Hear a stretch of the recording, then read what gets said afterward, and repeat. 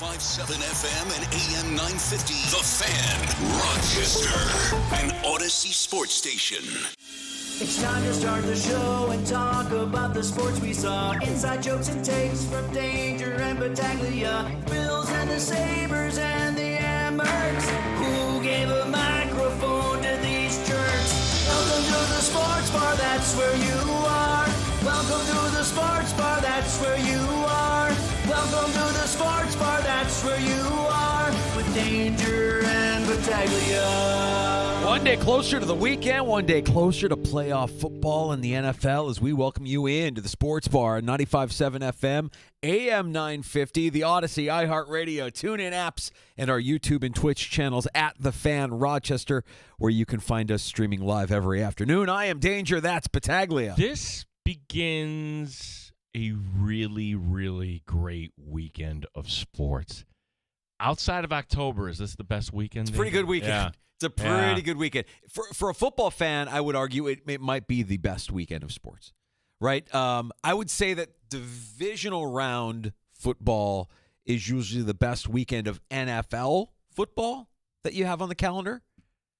But this weekend, when you have the college football semifinals tonight, tomorrow night, leading into Super Wild Card weekend, a bevy of games, and then next weekend, the divisional round. It feels like the divisional round, it always gets real, right? Like I know it doesn't look like it right now, and there's a lot of people, you might see some blowouts this weekend. It's like some surprise one-sided affairs. I always feel like Wild Card weekend, Yeah, the divisional round, you basically have better games. Divisional right? round is tight. Yeah. It's always tight, the divisional round. Wild Card weekend, it could be, like, would you be shocked if Carolina got blown out early on set? No, nobody would be shocked by that. So the quality, I think, is a little bit better. Well, next I mean, weekend. when the Bills were in that Saturday slot in Houston, that game went to overtime. Great game. So yeah, you could get potentially some real memorable games here. You could argue next weekend certainly, because then when you tack on the Monday night game, the national championship game, I would say more often than not though, the national championship game. Yeah, last few have been. Ugh. And it's funny. I think college football fans, the people that are fans of your Alabamas or your Georgias or whatever, they're not happy with. This is kind of, if you're a fan of just football, like seeing some different teams in there and they're all playing at a high level. This is kind of what we all want, right? Like you get bored of seeing Ohio State, Alabama every year, Ohio State, Georgia, whatever it might be, and you've got some different names and faces and programs playing at a high level and playing on the biggest stage is kind of exciting.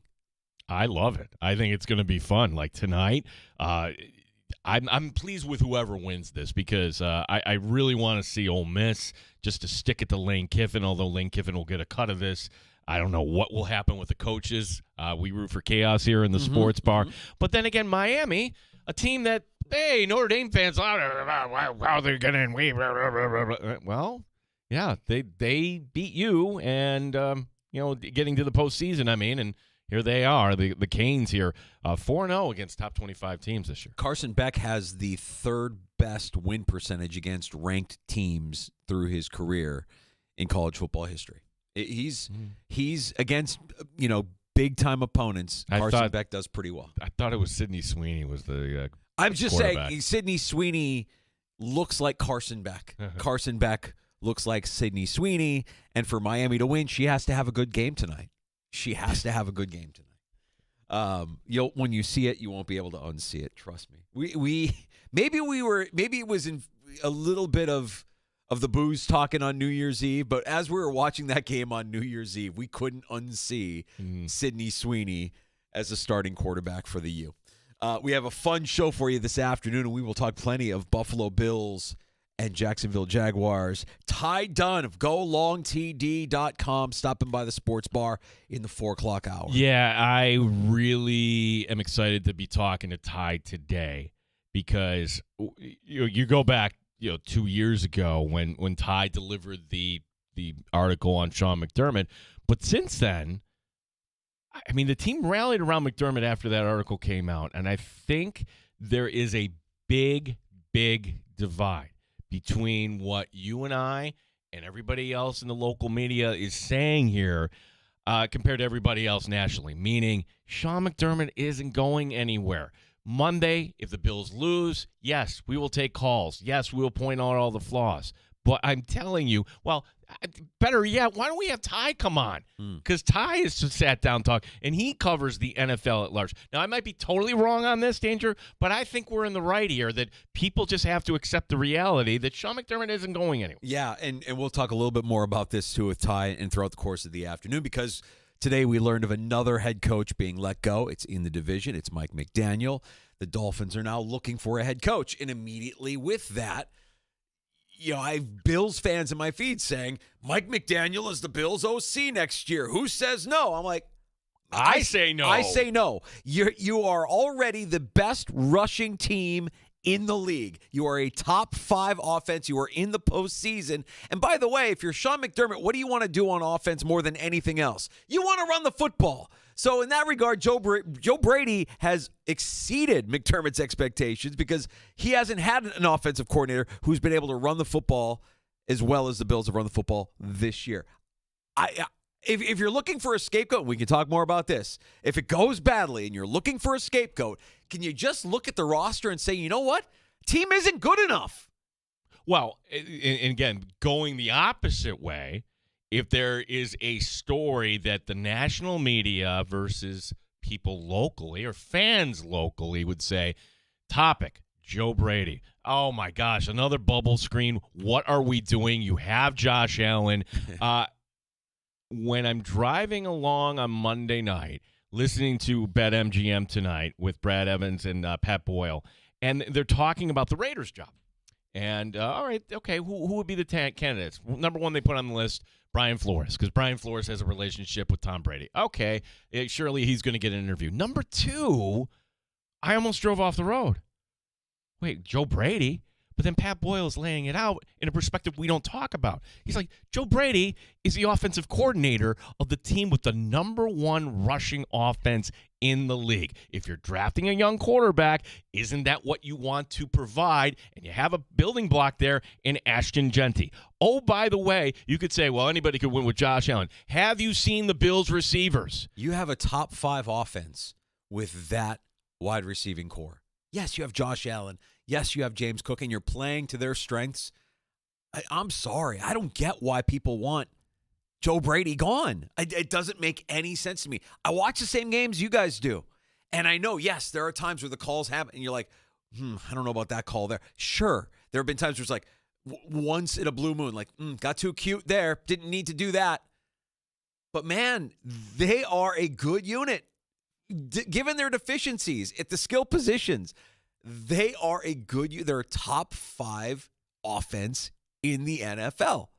You see guys getting let go from their offensive coordinator jobs in Tampa Bay. You missed the postseason. You aren't top 5. Baker Mayfield's going to have another offensive coordinator again. Like every year, it's a revolving door down there. I don't want that. I don't want you be careful what you wish for sometimes, I think, is prudent. Yeah, I do believe that you're not hearing Joe Brady's name for a few reasons. One, the Bills still in this thing, right? And 2, there's bigger names out there. Number 1, Harbaugh being the first domino to go. But the idea that 25% of the league right now, 8 teams, 8 are looking for head coaches, I would put it 50-50 that Joe Brady is gone this year. And that may shock you, but when you're laying it out and you get to the candidates at the end of this and you need an offensive guy, if a team is building a team seriously and not a defensive guy. By the way, Brian Flores, sidebar, I flipped my position after hearing Ryan Fitzpatrick on a podcast talk about just how bad Brian Flores was during Fitzpatrick's time in Miami. Oh, boy, tell me. Yeah, basically how he lost that locker room and how the coaches were against and that – hey, maybe he's learned, always kind of couching it. But to hear Fitz say that, like, oh, okay, maybe this is somebody that just kind of meant to be a coordinator. And, oh, by the way, you have that legal issue, too. So Flores will get some interviews, but I don't know if he's getting a job anywhere. Not after I heard what Fitzpatrick had to say. But for Joe Brady, look, if the Bills go into Jacksonville and they do a number on the Jags, that may be enough. I'm talking offensively. Yeah, I scratch my head and I wonder what people are thinking or what more they want when you have a unit that's top 5 in the NFL and you think McDaniel would come in here and make things better. By the way, I think McDaniel's probably going to be a head coach next year. Do we not see that? I think Mike McDaniel will be a head coach next year. There's already a report that Cleveland has interest in him. If you're Cleveland and you brought in Mike McDaniel and you kept Schwartz as your defensive coordinator, I think you'd be okay with that. I'd be okay with it because I think Mike McDaniel has the potential to give us more great audio. And if he's going to Cleveland, hey, it's not 80 degrees and sunny. Like, this guy was getting depressed in South Florida. You should stand corrected. Good morning. False. Great morning. Let's go. Why great? What makes this one great? Because we're another day closer to death. Oh, hey. Wow. Oh, hey. Wow. That's the one and only. Mike McDaniel. Mike McDaniel, tell us, let's pretend this is an interview. Mike McDaniel, what is your philosophy on winning? How do you win a game? To win games, you have to win the game, not lose the game, honestly. And that is how you lose the game. You're moving the ball down the field. You're 1st and 10, and then you find yourself at 2nd and 20. That was critical. If he sounds like that on the interview, then I will stand corrected. He will not be a head coach next year in the NFL. If we gave him take of the year this year, maybe he would be not getting a job. I just that feels like something the Browns would do if they have an interest in him, and that's the report that Cleveland has already shown an interest for their head coaching vacancy. But as far as replacing the Bills coaching staff, we're replacing McDermott, replacing Brady. I mean, if you want to play this out in a negative way, if you're a glass half empty person and you don't give the Bills a chance on Sunday and you think that Monday we're going to be talking about the blame assessment game, who's the scapegoat this year? Well, there's one name I have in mind. There's one name I have in mind, too. Brandon Beane? Brandon Beane. We're thinking the same thing. Brandon Beane. To hear McDermott, am I reading too much in that to him pointing out Jacoby Myers? Like, between not getting the wide receiver and the whole Darius Slade and Marcus Ingram mishap, you go back to that. Like, there are plenty of guys on the practice squad you could have exposed to open up the spot. Why Ingram? I to this day, I don't know. If the Jaguars win this game and it's Dane Jackson getting exposed, holy mackerel. Jacoby Myers scoring multiple touchdowns. Maggie Gray joins us coming up at the bottom of the hour. Maggie, big Bills fan, and she's got something in the works. I don't know if she's at liberty to say. I miss not hearing her on her station. You miss Maggie and Perloff. I miss Maggie and Perloff. Yeah. It stings, but you know what? She's gonna have a place. Once, as she said on her closing show here, she's crossing the T's, dotting the I's, doing whatever legal stuff they need to do. Maggie Gray will be joining us. She's giving us some of her time, and she has excellent Bills opinions and takes. 325 for Maggie. Don't go anywhere. So you mentioned Brian Flores and Fitzpatrick kind of talking about what it was like having him as your coach, as your head coach in Miami. Flores interviewing to be the Ravens head coach. Matt Nagy will be interviewing with the Ravens on Sunday. So Flores is out there peddling his wares. Nagy Nagy's going everywhere. Kevin Stefanski interviewing with the Raiders today. And Robert Saleh has been requested to interview with the Titans and the Falcons. So there's the latest from the coaching carousel right now as far as names that are out there. Yeah, and I don't know if it's a shock, but I guess once kind of people are connecting dots that, hey, the Dolphins were trying to do the switcheroo. Well, then Mike McDaniel he's dead man walking at that point. I mean, was it as simple as McDaniel calling up his owner and saying, hey, are we good here? Just tell me that we're good and that you didn't call Harbaugh. I saw something today that I don't think I've ever seen from a a coach or a team being let go. I saw the farewell statement from the coach being issued by the team. Oh, from Harbaugh? No, from McDaniel. Oh. That crossed my feed today. Okay. And seeing that, I'm like, oh. You know, you always get the thanks, coach, after they were fired or whatever it is, right? Like, we always say, don't do that. Come on. What do we – yeah, fired, one word, done. That person is gone. But McDaniel had a statement that he put out that the Dolphins released, the team released. You have it. Yeah, the Ravens did. And the Ravens did the same the thing. Ravens but did. was it Harbaugh? Was it Harbaugh's statement that the Ravens? Yep.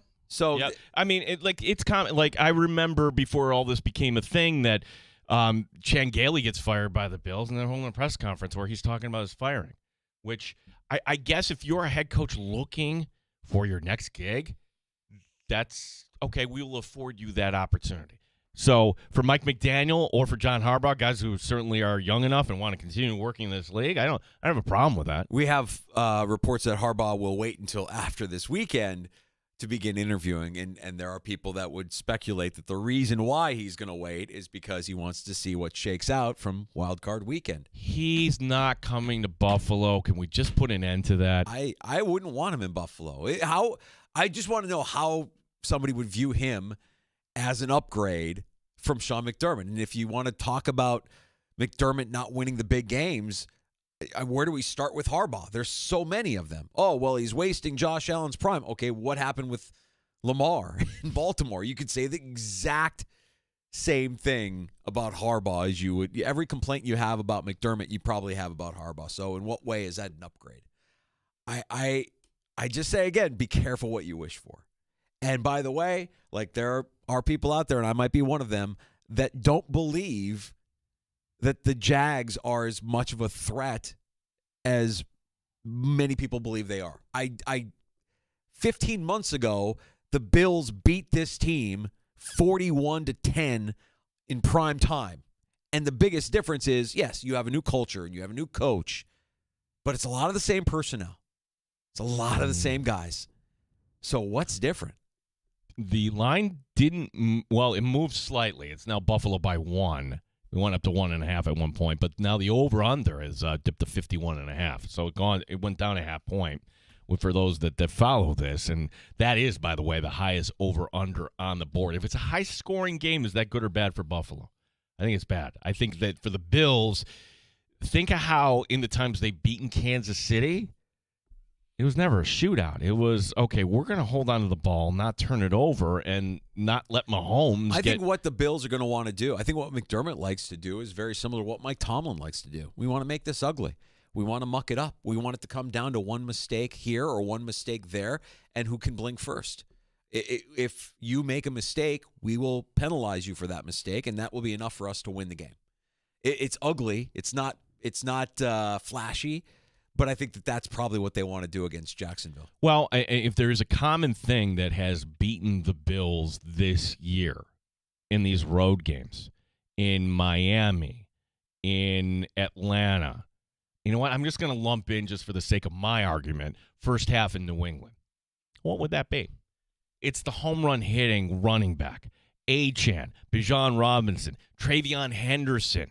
This Bills offense kind of slow when it comes to that sort of running back. Is Travis Etienne that sort of running back, Danger? I don't know if he's still that running back. I love Travis Etienne. You always have. I always love that guy. And he's had a nice season. But again, like, what about this Jags team, personnel-wise, is different this year versus last year's team 15 months ago? Coaching matters. It does. It does. But if coaching mattered, then John Harbaugh would still have, a job, because John Harbaugh didn't miss the kick. John Harbaugh didn't drop the 2-point conversion at the goal line. John Harbaugh didn't fumble at the one in the AFC Championship game against Kansas City. I mean, at some point, it's on the players, right? At some point, and that's why, to bring it back around to who's your scapegoat. If it goes badly, who's the scapegoat for this season? And I think it's probably Brandon Beane, because you look at the roster and you just say, guys, this roster just ain't good enough. It just ain't good enough. And you're expecting to get more of the same results as you got last year with the same guys. You're a year older, and you're more banged up. And there's only so much the coach can do. At some point, the player's got to make plays. Maggie Gray joining us here next in the Sports Bar.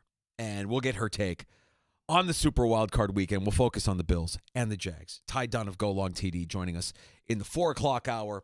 We have plenty of time for your calls this afternoon. You can pull up a stool and join us on the Good Smoke Barbecue and Pub Wingman line. That's 866-4FAN, 866-4326.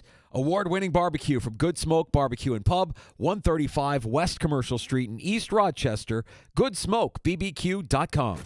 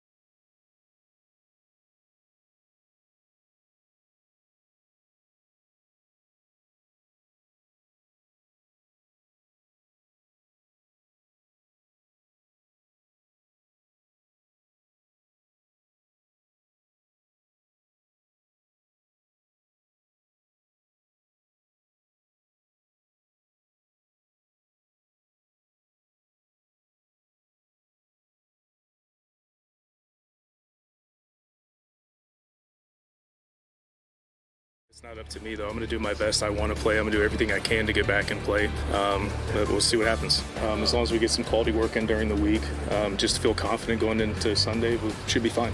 Coverage Sunday begins at 9 a.m. We're going to talk some Bills football. Maggie Gray joining us next here in the Sports Bar. The Dolphins today firing head coach Mike McDaniel. Sabres hockey tonight. The Sabres looking to make it 12 of the last 13. They're in New York to face the Rangers. Our coverage will begin at 7 o'clock. Of course, you got college football's national semifinal tonight. Miami taking on Ole Miss in the Fiesta Bowl. Jeep Taglin, the sports leader. 95.7 FM and AM 950. The Fan, Rochester. Top shelf sports talk. You're hanging out in the Sports Bar with Danger and Battaglia on the Sports Leader, 95.7 FM and AM 950, The Fan, Rochester. Good quarterback, he can make plays with his legs or his arm, and they just got a good offense, well-rounded offense in general. They play hard, so we're excited for it. I mean, you got to be aware of the opponent, like cognizant of it, but you can't let it hijack what you're doing in your process. So, I mean, we're aware of it. We played a lot of quarterbacks to move around. I feel like most of them these days do move around a lot and can scramble. So, I mean, yeah, like I said, he can make plays with his legs, so we're going to have to be locked in on that and everything else.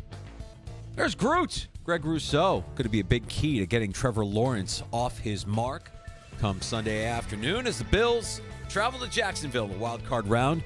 NFL playoffs. Maggie Gray joining us in the Sports Bar. Maggie, we're having a lot of conversations this week, and some about the game, but also some about what might happen if it doesn't go Buffalo's way on Sunday, and it's an early exit for Sean McDermott and crew. If you look at this season for the Buffalo Bills, and it feels like every year when the season ends, short of expectation, there's blame assessment, obviously, but there's also a scapegoat, whether it's Leslie Frazier or the special teams coordinator. Is there a scapegoat this year that you have when you look at the Buffalo Bills organization as a whole? Yeah. Hi, guys. Thanks so much for having me on when I'm at peak nervousness. You guys always check in with me whenever I'm like on pins and needles. But I think that's what happens when you have a coaching staff and a GM, or a head coach, pardon me, and a GM who have been around now for nearly a decade. You run out of people to point fingers at because it's not going to be Josh Allen. We all know that.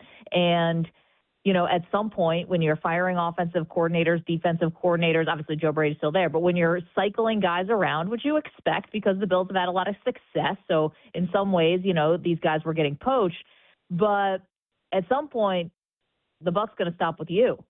And, you know, this is a terrible matchup for the Bills. I'm hoping that they pleasantly surprise us here with this game in Jacksonville. And it's not going to be easy. But if the defense, who's been playing well in second halves, if they can hold on the ground and obviously not give up the explosive plays, if they come out of here with a win, guys, if they lose this game, I mean, Sean McDermott cannot lose a playoff game to a first-year head coach.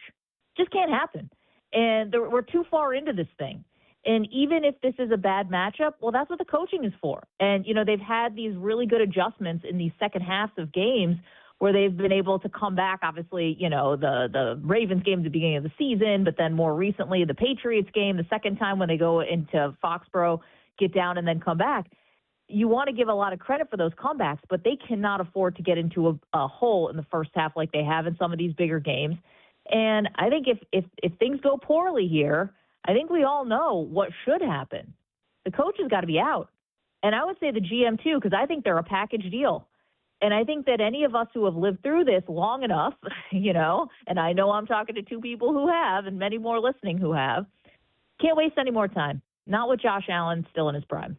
Maggie, we were just talking about how, you know, before you came on, I'm telling you, Sean McDermott, they lose. We will have blame assessment Monday. We will take calls. People will be upset. He's not going anywhere. Honestly, like the way Terry Pegula manages his teams, look at the Buffalo Sabres. Heck, they gave Kevin Adams 5 years for doing what?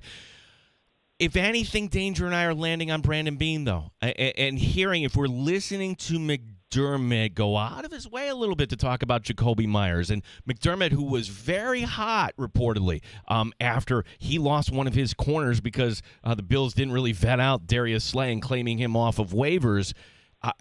Huge mistake. Yeah, I mean, mistake. That's my fear is this passing attack at Jacksonville, if the Bills have to use 3 corners in this game, that Dane Jackson's going to be exposed. And, well, that's not McDermott's fault, is it? I mean, honestly, I think Brandon Beane would be the one above everybody else.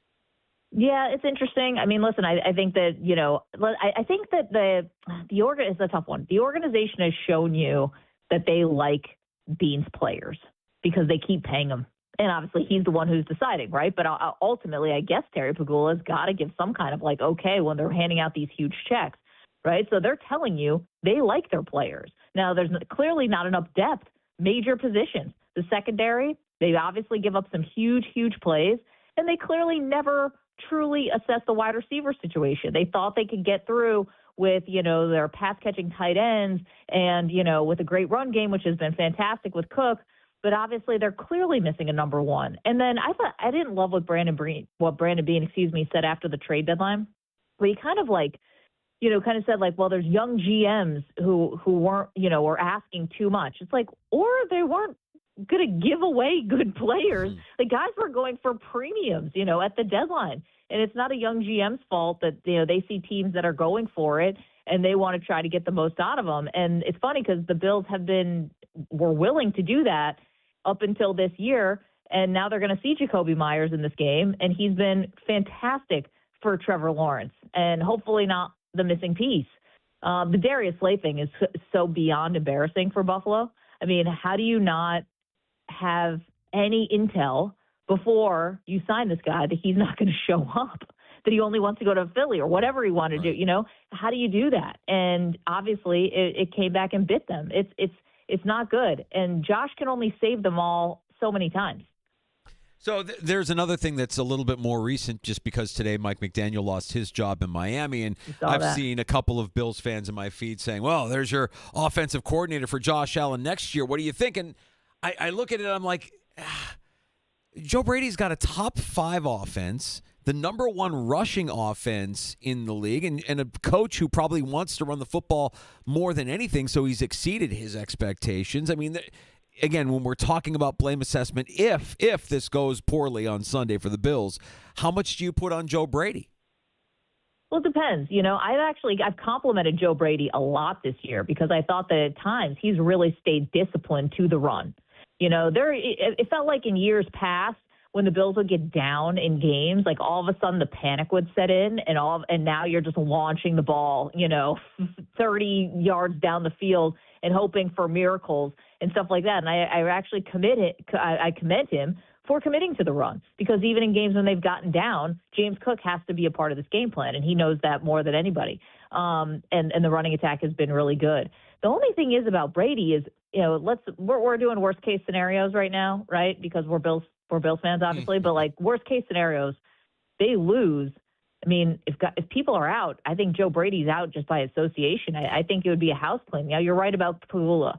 He's an owner who obviously his wife was way more involved until her health issues. He seems like a guy who's kind of asleep here. He kind of just likes the fact he got his stadium built. I'm sure they're going to try to get a draft in Buffalo, which would be really exciting and fun. But he's kind of hands off in the way you hope an owner is. But then when you need somebody to snap into attention, fair point. I mean, is the guy no-dos, or is he actually a finger on the pulse of what the team needs? And it's finding a sweet spot. Yeah. But I think that Joe Brady would be a baby with the bathwater, right? I think he'd be out with the rest of them. Maggie, on the positive, right? And I would say, what is the game where this year the Bills were just blown out? You could say, well, Atlanta, no, they were down by 1 score in Atlanta, and same thing in Miami in the second half before that got away. My question is this: if the Bills, and they are favored in this game, if the Bills beat the Jaguars, do the clouds lift here for you in the AFC? What's left here? Your thoughts on the possibility, what's needed here, a 3-game winning streak on the road to win the Super Bowl? Yeah, I mean, they haven't been a great road team, so I'm inclined, and obviously McDermott famously has not won a road playoff game, so I don't see it. We've seen other teams do the wild card thing, and so it's not impossible.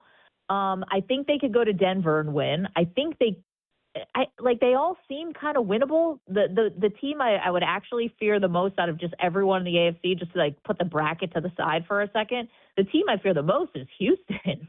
Houston gives Buffalo major problems. I do think that they could do the clouds lift.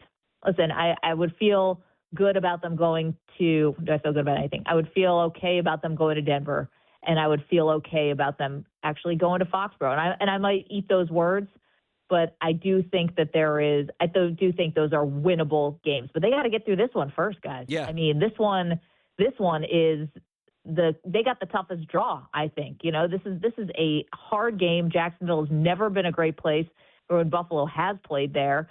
And this team is, on paper, a great matchup against Buffalo. Strengths and weaknesses, right? They're the best run defense in the league. The Bills are the best run offense in the league. The Bills' pass defense is really, really good.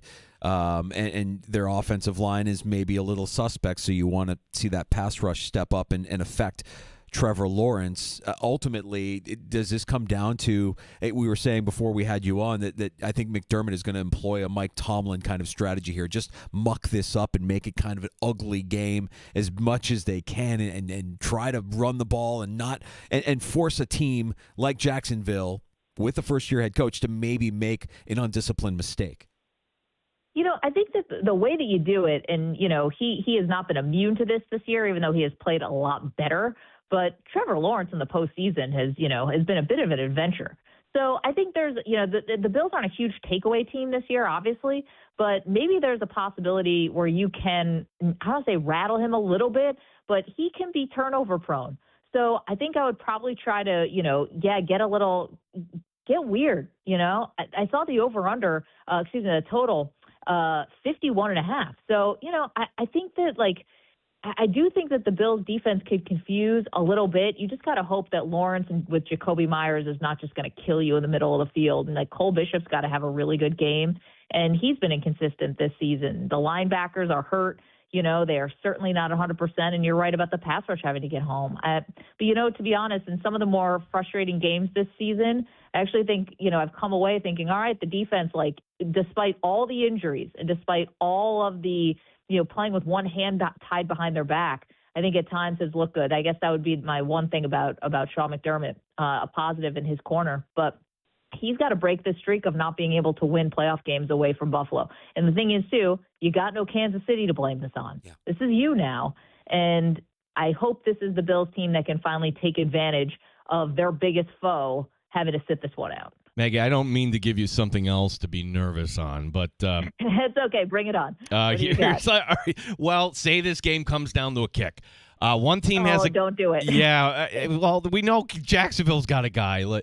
What's happening this week? So the Bills trotting out Matt Prater in practice today, and we just ran the soundbite in the update. And are we really going to make this a game-time decision? So for folks who haven't followed along, Matt Prater gets hurt, his calf in the New England game. He plays through it, but he doesn't play the next two games. And then he can't finish the Jets game because, well, he re-aggravates it. So you mean to tell me that after 2 weeks off, he re-aggravated that we're going to, 4 days later here, trust him?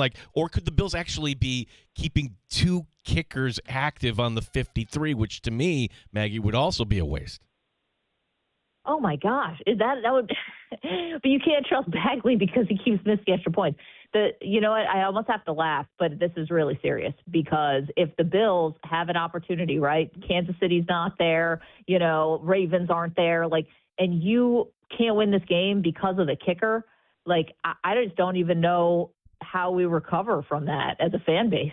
I really don't because Prater has been fantastic until he got hurt. But he's old as dirt, this guy. He's been excellent, stepped in for Bass in an amazing way. But, yeah, they're I think, did they say they were going to bring in some other kickers? No, Matt Wright Matt Wright's on the practice squad right now. So my God. Matt Wright, which is kind of funny because the last time the Jags beat the Bills in 2021, 9-6, all 9 points coming off the foot of Matt Wright in the Urban Meyer victory there over the Bills. Oh, remember it like it was yesterday. And then before that, when the Bills break their long playoff drought, obviously this is the pre-Josh era, so it doesn't really matter. But, but McDermott was there. Pre-Josh era, break the drought, go down to Jacksonville, score 3 points. Okay. and obviously they've even lost them in London, but that's a whole other thing. I think that I hate it because I think Josh Allen, guys, I think we can all say this now, best cold weather quarterback in the NFL period. Yeah. And it's just such a bummer that is going to get, hit that superpower of him just being impervious to the cold is not going to be able to drag some other opponent into deep water and drown them. And instead, they're going to have to play in whatever heat, and it just neutralizes. Obviously, we saw the Miami game recently, and it just takes away one of Josh's greatest superpowers, which is when the elements, he's just fantastic in cold. It's really incredible. For years, you heard Maggie and Perloff on our station. We will tell you what Maggie, well, I don't know if we can tell you, but we'll get to that in a little bit. Maggie will have content out there shortly enough. Maggie, well, we do have you. Some of these other things happening in sports.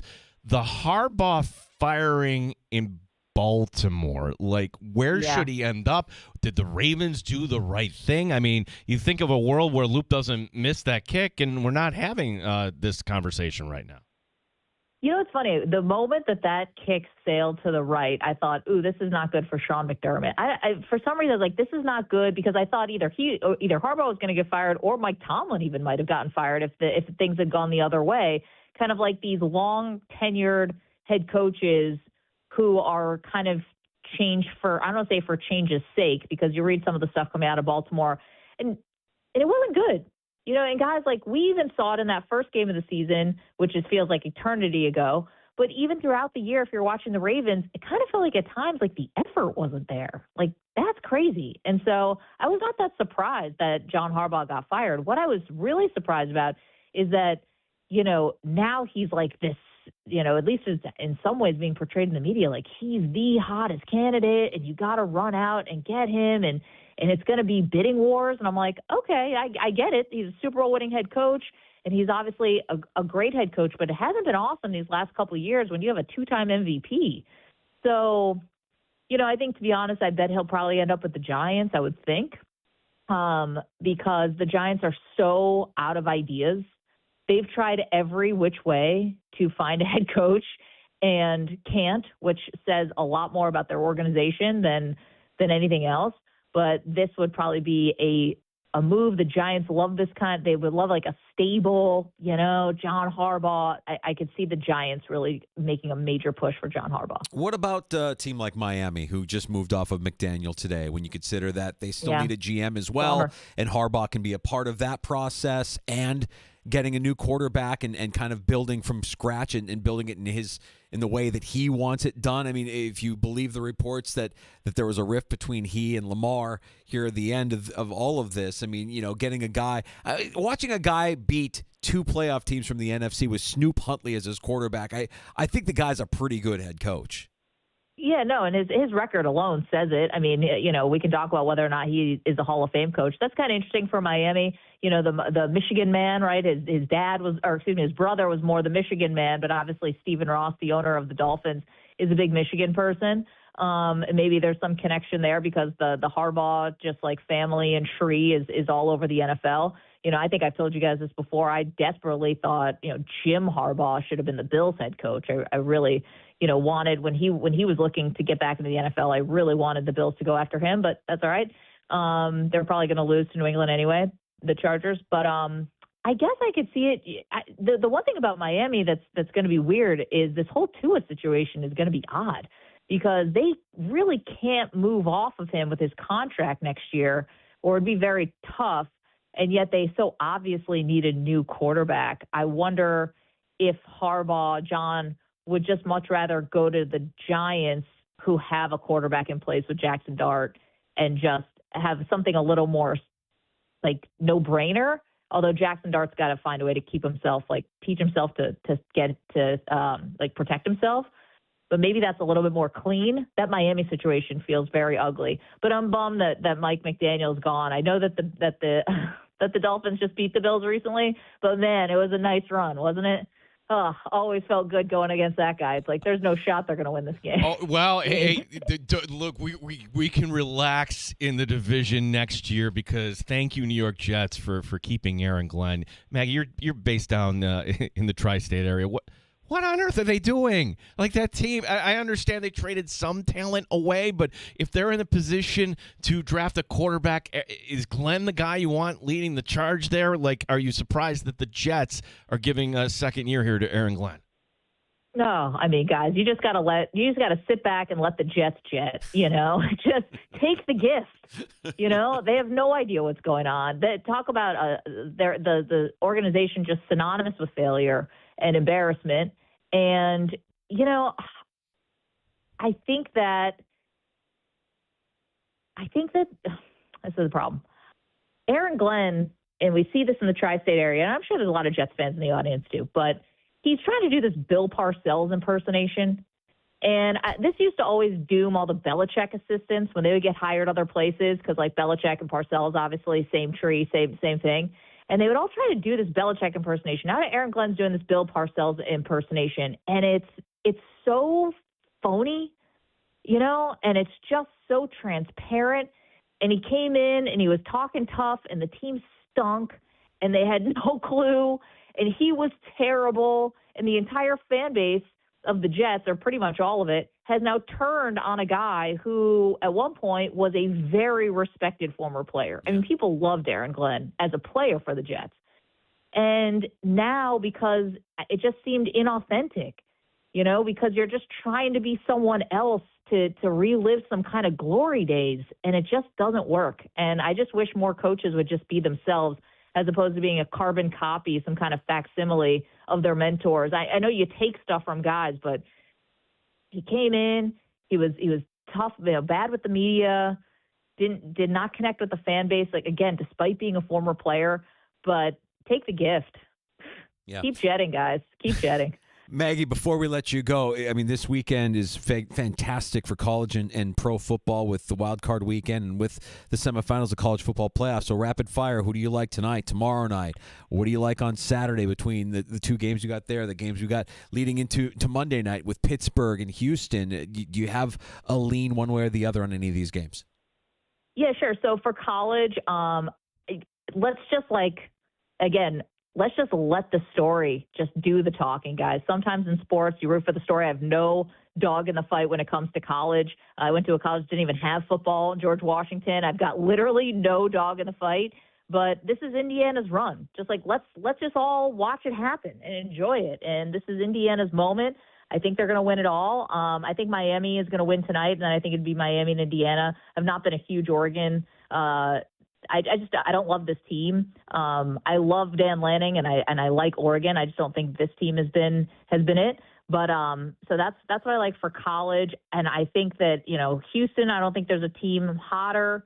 I think I will probably I would imagine Bills Patriots in the AFC Championship game.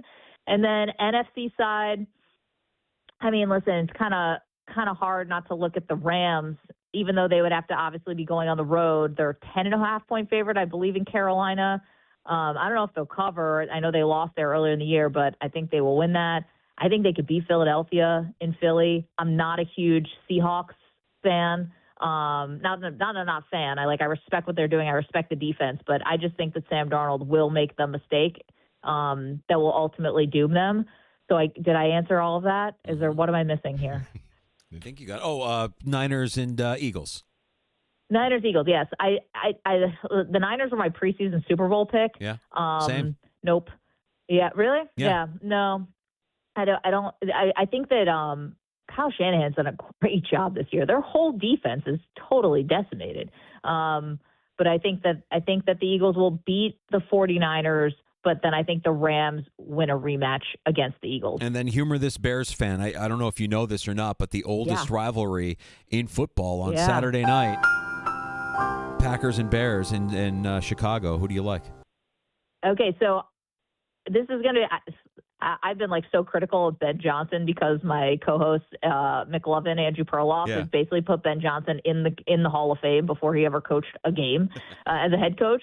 But I think it's going to be Chicago here. I do. I mean, not just the Jordan Love concussion that forced him to miss games at the end of the year, but I just think that the Packers have been really up and down, and so have the Bears been really up and down. But they got the home field.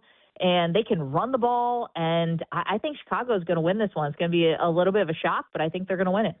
Maggie, we have 2 Division I programs here in Rochester they're at RIT, the men's and women's hockey team. I'm bringing this up because the women's hockey coach pulls me aside right before Christmas. Her name is Celeste Brown. She says, Gene, I got to tell you, if you talk to Maggie Gray, tell her, I love her. She is the best thing on your station. I'm like, well, I got to tell you, there's going to be a change. It's nothing to do with us. So it just kind of, this is very bittersweet talking to you today. But then there's going to be some Maggie and Perloff in our life some point there, and I don't know what, if anything, we're at liberty to say other than stay tuned, correct? Well, by the way, I mean, obviously I'm the biggest RIT women's hockey fan alive. No, I didn't know that, but that's very nice. Thank you. I am now the biggest RIT women's hockey fan alive. Yeah, really exciting stuff. Like really exciting. I'm not at liberty to discuss at this exact moment. One more T and one more I has to be crossed and dotted, but coming soon, like real soon, like really soon. A couple, like, I wish I could just say it all right now. Come on, no. But the ink has to dry, guys. This is the thing. I've now been in this business long enough that I know that I've got to get the ink dry. And you're a pro, Maggie. And what you're giving us right now is what we call a compelling tease. So I think that will, you know, that'll get people to stay through the break. Well, but here's the thing. You guys know I married a guy from Rochester. You know, I consider myself like, you know, if I'm lucky enough to be considered like a tangential, like an in-law from the city of Rochester, like if there's anyone I would want to tell, it's you guys. But again, I've been in this business long enough now to know that you shouldn't say anything until it's done. Mm-hmm. So I need to wait till it's done. It is great hearing your voice. And when it is done, please let's connect again so that we can share that news with everybody and continue to talk Buffalo Bills, hopefully after a win. Let's do this, guys. Let's do this, okay? Finally, let's put an end to this madness and get Josh Allen to the Super Bowl and do it by sending our positive vibes down to Jacksonville. It's got to happen, right? Maggie, this happens, I swear the clouds will lift. The Bills will make their way out to California for the Super Bowl. Maggie, can't wait to share that news at some point that you have working here. Thank you again for your time today. Oh, you guys are the best. Guys, enjoy it. Enjoy the whole weekend, college, pro. Let's go Bills. Thank you. Maggie Gray. Maggie and Perloff joining us here in the sports bar to share some thoughts on the Bills, to share some thoughts on the NFL, the coaching carousel. All great stuff from Maggie, as always. So I feel like we have to give the disclaimer. The Infinity Sports Network is no more, and that's why some things like Maggie and Perloff are in limbo right now. Right, and if you listen to the Fan frequently, you probably heard guys like Bill Ryder doing his send-off, and our friend Bart Winkler, who did late nights on the Fan, doing his send-off, and Maggie and Perloff didn't really do a big week-long send-off or anything like that. Which told me, okay, maybe something's They're working on something. They're working on something. So as we say in the industry, stay tuned, and we'll be sure to let you know what's up with Maggie Gray as the journey continues. We got to take a break and come back. We have more on the way. We're going to speak to Ty Dunn, goalongtd.com, get his thoughts on this match between the Bills and the Jags here coming up this afternoon as well. Stay in the sports bar. You're listening.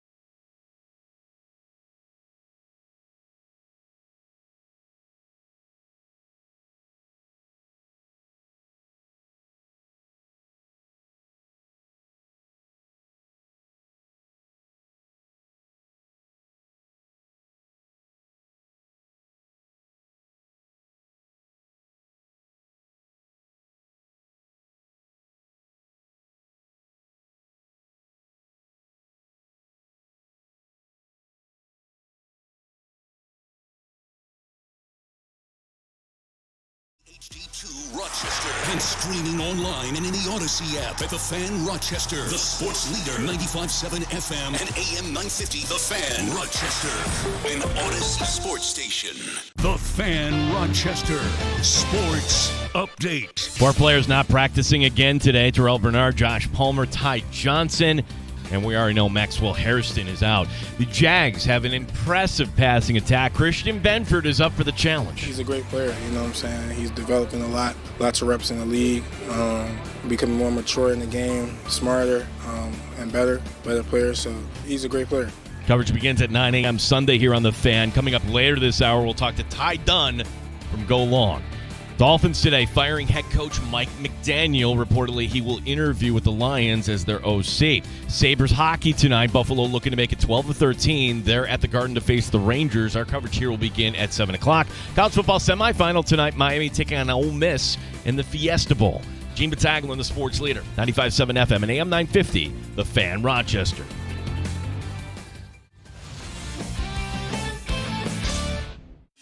It's time to start the show and talk about the sports we saw. Inside jokes and takes from Danger and Battaglia. Bills and the Sabres and the Amherst. Who gave a microphone to these jerks? Welcome to the sports bar, that's where you are. Welcome to the sports bar, that's where you are. Welcome to the sports bar, that's where you are. With Danger and Battaglia. We're back in the sports bar. Great conversation with Maggie Gray. If you missed that, wherever you get your podcasts, you can find us. Just search out The Sports Bar. That includes Apple Podcasts and Spotify. You can also check out our live stream every afternoon from 3 to 6 on our YouTube channel and on Twitch at The Fan Rochester. Welcome back into the sports bar. I'm Danger. That's Battaglia. Ty Dunn of Go Long TD stopping by at 4:45. You know, this happens particularly around the holiday season, not so much this time of year, but it happened today. And understand, like, we love local businesses, and they come down to the studio, and sometimes they'll drop off pizzas or donuts, and we can't do the quid pro quo because we have bosses and we have rules. So, like, we appreciate you dropping up, but we can't talk about those things on the air for legal reasons. Now, that being said, I'm going to break the rule here, Danger. The Girl Scouts. I think we can break the rule for the Girl Scouts who dropped down off cookies today. Is it wrong? I polished off a whole box by myself. You did a whole box? I did. What flavor?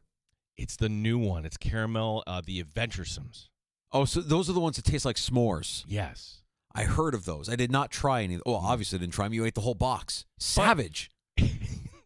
Though I've got the Thin Mints in my bag right now. I'm bringing the Thin Mints home, and I predict they will be gone by midnight. It won't all be me.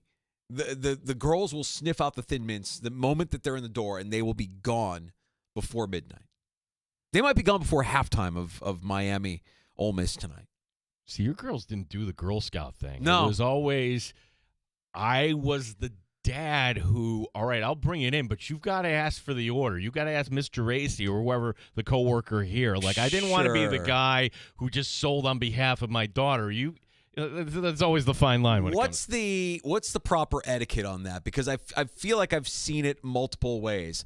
I always kind of laughed at the person who just left the order sheet on the counter. Yeah. Is that the way to do it? No. That's not the way to do it. No, you want to teach your daughter it's okay to ask for the order, ask for the business. I mean, my kids didn't do Girl Scouts, but they did like do their own business when they were teenagers. They sold their bath bombs for charity, which, you know, my wife more hardcore than me. She's like, no, you're gonna go door to door through the neighborhood, tell everybody, and make sure they know that it's going for charity. And, you know, I'm like, okay, yeah, good lesson. Get out there and pound the pavement and learn how to, you know. Hit the bricks, pal, and beat it, because you are going out. That's who I want. I want Alec Baldwin giving a motivational speech to the Girl Scouts before they go out on their cookie drive. Because only one thing counts in this life. Get them to sign on the line which is dotted. And every troop had like one girl who came in with how many, you know, orders and orders and orders. Like, did you really do that, or is it mom and dad? I don't know. Right. How influential were mom and dad in the family in making sure that you hit your quota? Because we're adding a little something to this month's sales contest. As you all know, first prize is a Cadillac Eldorado. Anybody want to see second prize? Second prize. Second prize is a set of steak knives. Third prize is you're fired. My favorite. I can't get it up. I kind of wish I had that in my DNA, my genes, where I could tell my kids, in their case, before they went out and sold their bath bombs for charity. Always be closing. ABC, always be closing. These are the good leads. These are the good cookie leads. You don't get them. Giving them to you would be like throwing them away. Amazing. So but let's not bury the lead. That takes some intestinal fortitude to do a whole box. I don't know that I could do a whole box. No? Oh, those pop in like little mints. I don't know. Look, to do a whole sleeve, I've never done a whole sleeve. I'm sure you have. No. I will grab 2 or 3 at a time, and I'm good. But the whole sleeve? I mean, Thin Mints, you couldn't do that. I've never tried. I don't know that I've ever had the desire to try to do a whole sleeve. So there will be some, because in your neighborhood, there are children. Mm-hmm. I would think somebody's going to knock on your door and ask for the order. A lot of the children are college age now. Okay, There are still some young kids in the neighborhood. Yeah, you're right. Every year we'll have a box or two in the house, and I'm telling you, every year the box is gone within minutes. I don't really get the chance to even enjoy any of the Girl Scout cookies because they're gone so fast. And the Thin Mints, as soon as I saw that was one of the options given to us today, I'm like, that's the one I'll take. Yeah, I don't even really. I think they're good. They're not my favorite flavor. Mm-hmm. I like the caramel. Is it caramel delights? Yeah, that have the caramel and the coconut on them. Yeah, that one I would say, if you wanted to challenge me to do a whole box or a whole sleeve, that one I might try. With the glass of milk, yeah, I might try that. Thin Mints, those are for the girls. Those will be gone by midnight. Whole box, Gino. Wow. Come on. I thought you were saying, I've done that once or twice. No. You're shaming me. I'm never. Gino. Good for you, man. Back to Mike McDaniel. Hey, I never said I was going on a diet January 1st, buddy. I didn't have that resolution either. Mike McDaniel losing his job today in Miami. And you mentioned in your sports update already interviewing for the offensive coordinator job in Detroit. Things move fast, don't they? They sure do. Yeah. I think that there's also reports out there that the Browns have interest in bringing him in to be their head coach. It would make sense for the Browns to bring him in as a head coach. I don't know that I want my head coach to sound like this. To win games, you have to win the game, not lose the game, honestly. And that is how you lose the game. You're moving the ball down the field. You're 1st and 10, and then you find yourself at 2nd and 20. That was critical. Not a head coach. This is what this league and losing will do to you, because when he came in, we could play sound from 3 years ago where he's articulate and he's running these design plays and everything else. Heck, you don't have to go back 3 years. 2 years ago. Extremely bright. Tua was the leading passer in the league in terms of yardage and completion percentage. What the heck happened after that? It's not just McDaniel. It was Chris Greer and stupid contracts and stupid decisions. But am I right in my thinking, Danger, that if you took Josina Anderson's report saying that the Dolphins reached out to John Harbaugh when, hey, they do have a head coach, okay, once that becomes exposed, McDaniel's like, what am I doing here? I can't – you can't have that position of authority. If you think the Dolphins couldn't do that, what the hell? They did that with Tua and Deshaun Watson. Did everybody forget that? They tried this. They didn't believe in Tua, but, hey, he's a player. He has to kind of deal with it. I think Mike McDaniel will be fine. I think he will have a long career as an offensive coordinator. If he goes to Cleveland, well, he'll be ultimately doomed there. I'm sorry. Everybody is.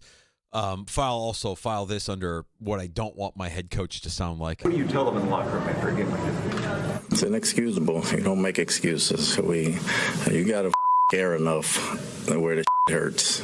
You got to care enough where the hurts. It got to mean something to you. It's more than a job. It's your livelihood.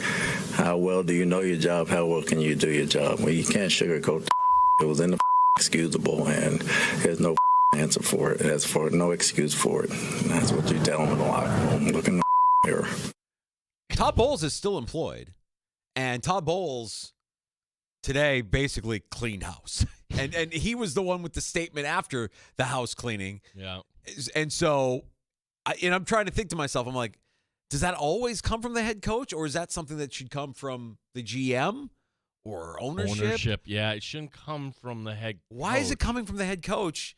And is the head coach, like, who's in charge right now with Tampa? Like, it feels like you've got a desperate guy in Bowles. And again, like, that rant, the day that we heard it, I'm like, that sounds like a guy that's about to lose his job, or he should lose his job. Your head coach needs to be the CEO. He needs to be presidential, and you can't fly off the handle like that.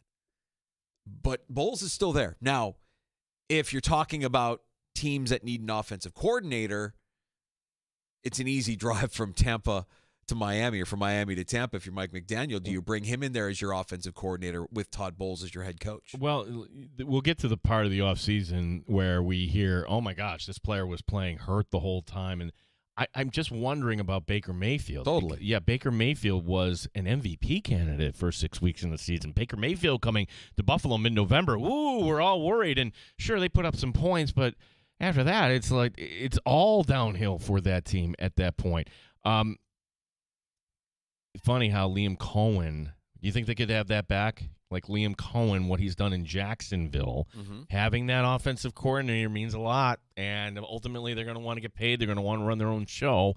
And should the Tampa Bay Buccaneers have moved off the Todd Bowles last year to keep Cohen? I also think if you're an organization like the Bucs or even the Lions maybe less so than the Bucs, but if you bring in a guy like McDaniel, a guy who does have head coaching experience, it makes getting rid of the guy that is the head coach a little bit easier, because you've got a head coach in waiting, at least with an interim tag, if you want to make a move, if it gets really bad somewhere in the middle of the season. If you're Tampa, certainly that would make a lot of sense. Detroit, I mean, Campbell's done some things, right? But I think also this year, with them missing the postseason, you've kind of seen, all right, how much of it was Ben Johnson? How much of it was Ben Johnson versus Dan Campbell? And you know, can Campbell rally this team and get this team back to, or is their window closed? Was their best opportunity against the Niners in the NFC Championship game a couple of seasons ago? Interesting to hear that McDaniel already taken some interviews, and we'll see where that all leads to. Harbaugh going to wait a week before he takes some interviews. Maggie had the point, her take is that Tua's not going anywhere because of the contract. You could do it if you wanted to, but that means you're not doing much else with the hit you would have to take this year. So that's why I'm thinking Harbaugh in Miami. No, that doesn't make sense. Is he going to be – maybe he gets paid a stupid amount of money for a rebuild. It feels like a rebuild in Miami to me, or you're just kind of waiting your time with Tua. Personally, I would rip the Band-Aid off, release him, take the hit. You could spread that over 2 seasons, I want to say, right? You can, yeah. I mean, if you've learned anything from Denver, it's that initial dead cap hit is as scary as it looks when you move off of it.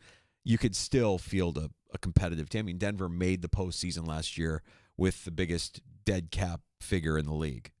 It's not an impossibility. You just have to – I mean, you have to hope that your young guys step up, that you've got enough guys that are cheap that can play. Yeah, you find the rookie quarterback, and too. You find the rookie quarterback. That's right. And if you're Harbaugh, maybe that's attractive. Bringing in your own guys, your own GM, the GM that you will be aligned with? Well, to me, that doesn't sound like Miami. That sounds like Atlanta. Atlanta is more ready, tailor-made to go.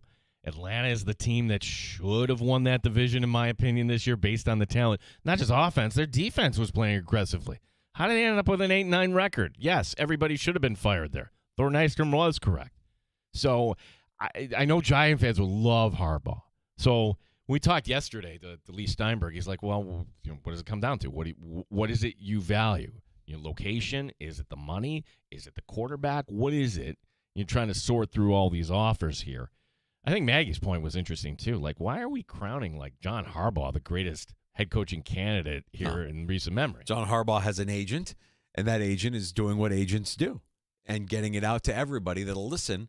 Everybody wants a piece of him. Act now while the getting's good. Yeah, we can imagine Belichick Belichick. Well, where was this for me 2 years ago? Not happening. No. Not happening. Oh, Jordan. What? Why? No, nobody really knows. Maybe someday we'll learn. Maybe someday we'll find out. But for now, no, everybody's kind of... I like when you wear those red pants so I can see you. The child bride. Falcons, speaking of the Falcons, they have requested an interview with Niners defensive coordinator Robert Saleh. So the Titans and Falcons requesting Robert Saleh. And there's, as much as I want to say one out of one side of my mouth, why would you go back to that well? He didn't win anything his first crack at being a head coach. The other side of my mouth says, well, it was the Jets. I mean, is anybody winning at the Jets? Mm-hmm. Is anybody going in there and really making it happen? And poor Maggie in the center of it all there in the tri-state area. This is a gift for the Bills. I mean, look, you're going to have to deal with the Patriots being problematic moving forward. It appears that they have their quarterback, that they have their head coach. The Dolphins are going to be rebuilding, and the Jets are going to continue to jet. The fact that Aaron Glenn is still employed is mind-boggling. Because let's just play this out. You draft a quarterback. Yay! All right. Is that team going to win enough to give Aaron Glenn a year 3? If the answer is no, then your new quarterback has to deal with a second. It's the cycle over and over again with that franchise. Yeah, and they can't figure out a way to break that cycle. When it's, for us, it's pretty simple, right? Like, just move on now. Well, and I'm going to give you a trivia question, Danger. The only 2 quarterbacks in NFL history to win as a starter 14 games in a season back-to-back years. Tom Brady was one, of course. Who was the other? Sam Darnold. Yes. When the Vikings let Darnold walk, I'm like, well, that's a mistake. You're not winning 14 games with J.J. McCarthy. And Darnold could still Darnold. Turns the ball over, and he's not perfect. But that defense is pretty good in Seattle. And you're at home. He's done well for himself. Yeah. He's done well for himself. For a guy that was seeing ghosts when he was with the Jets. Yeah, he goes somewhere else. He finds himself and becomes a pretty good quarterback like we all thought he was going to be when he got drafted. Fascinating stuff. We'll talk more Jags and Bills. And we're doing this thing. I think we do it just because we're paranoid, we're nervous. I think a lot of fans don't see this going Buffalo's way because it's a tough matchup and because Jacksonville's been playing really good and they're a hot team right now. We're doing this thing almost in advance, the blame assessment in advance. Like, if it goes badly, how does it all look on Monday? We haven't explored this. If it wasn't Jacksonville and it was a different opponent, pick anybody from the AFC, would we be feeling better? I'm guessing no, even with Pittsburgh, Danger. Because we'd be like, my gosh, they've won 23 in a row on Monday Night Football. Oh, my gosh, they're not going to be as bad as they were last time. Right. And Maggie's point on Liam Cohen being a first-year head coach, you're Sean McDermott. You cannot lose to a rookie head coach in the postseason. Well, the thing that I would find very positive was, and I'm in the locker room after every home game. The speech was really quick. There wasn't players, which some people were like, oh, the players should have gone out and it was celebrated. No, you've got a playoff game. And everybody was out of there pretty quick. So that the page between week 17 and week 18 and now the postseason, week 18 and 19 got turned very quickly to the fact where Sean McDermott, listen to his postgame against the Jets. He was just already in game mode for Jacksonville. So I think that's actually a good sign, Danger. We'll take a quick break here. We're going to have Ty Dunn joining us here before we get to happy hour at 5 o'clock. GoAlongTD.com. We'll get some other news and notes from around the NFL next on The Fan. You're listening to the Sports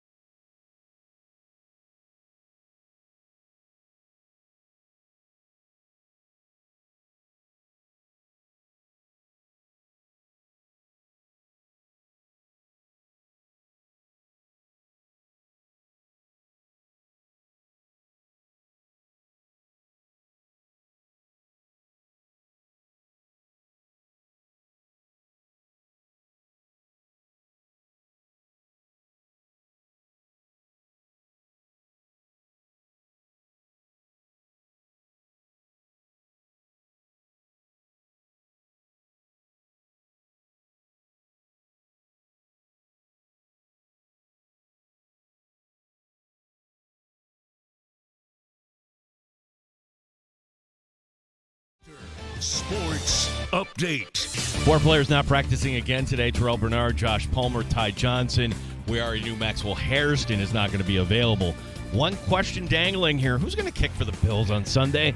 Matt Prater giving it a go in practice today. I just want to feel confident and feel good. At the end of the day, it's not up to me, though. I'm going to do my best. I want to play. I'm going to do everything I can to get back and play. But we'll see what happens. As long as we get some quality work in during the week, just to feel confident going into Sunday, we should be fine. Coverage Sunday begins at 9 a.m. Ty Dunn from Go Long joins us later this hour to talk some Bills football. The Dolphins today fired head coach Mike McDaniel. Sabres hockey tonight on the Fan. Buffalo looking to make it 12 of 13. They're at the Garden to face the Rangers. Our coverage will begin at 7. College football semifinal tonight. Miami taking on Ole Miss in the Fiesta Bowl. Gene Battaglia, the sports leader, 95.7 FM and AM 950, The Fan, Rochester. The beer is cold and the wings are hot. You're in the sports bar with Danger and Battaglia on the sports leader, 95.7 FM and AM 950 The Fan, Rochester. Back in the sports bar, Danger and Battaglia, admittedly, like the Sabres aren't something we spend a ton of time talking about. We're a little bit out of the blast zone, but if you've been paying attention, they've won, 11 of 12, and new GM sang, and a lot of rumors are out there before we get to the Olympics and the trade deadline and everything. Did you see the name that GR was throwing out there this morning? Our friends Jeremy and Joe were mentioning that Yarmo, and there are multiple, reports out there that there's, some smoke around the Sabres looking to be buyers at the trade deadline, and that Artemi Panarin of the New York Rangers. Ooh, the bread man. The bread man, which my eyes got really wide.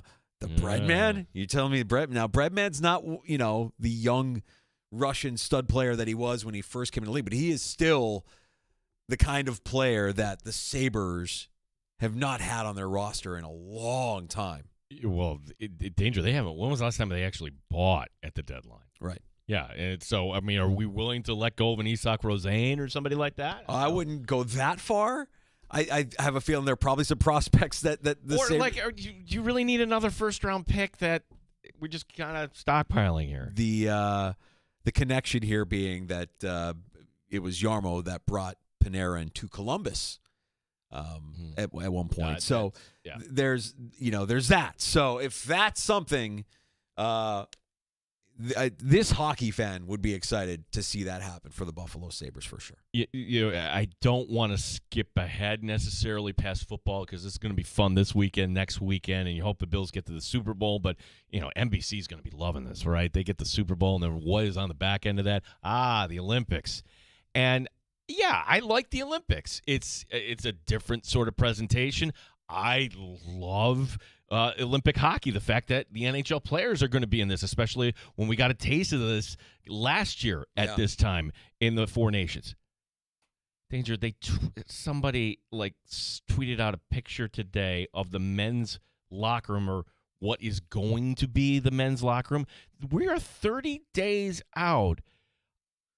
How are they getting this arena done in time? I can't even begin to describe. Okay, let's just picture something with just kind of steel beams overhead, one light dangling, no drywall, no floor, nothing, no plumbing. Even my sunroom looks more complete than the hockey arena in Milan right now. So this is becoming it's not a sports story, it's a news story. Like all the outlets picking this up today too.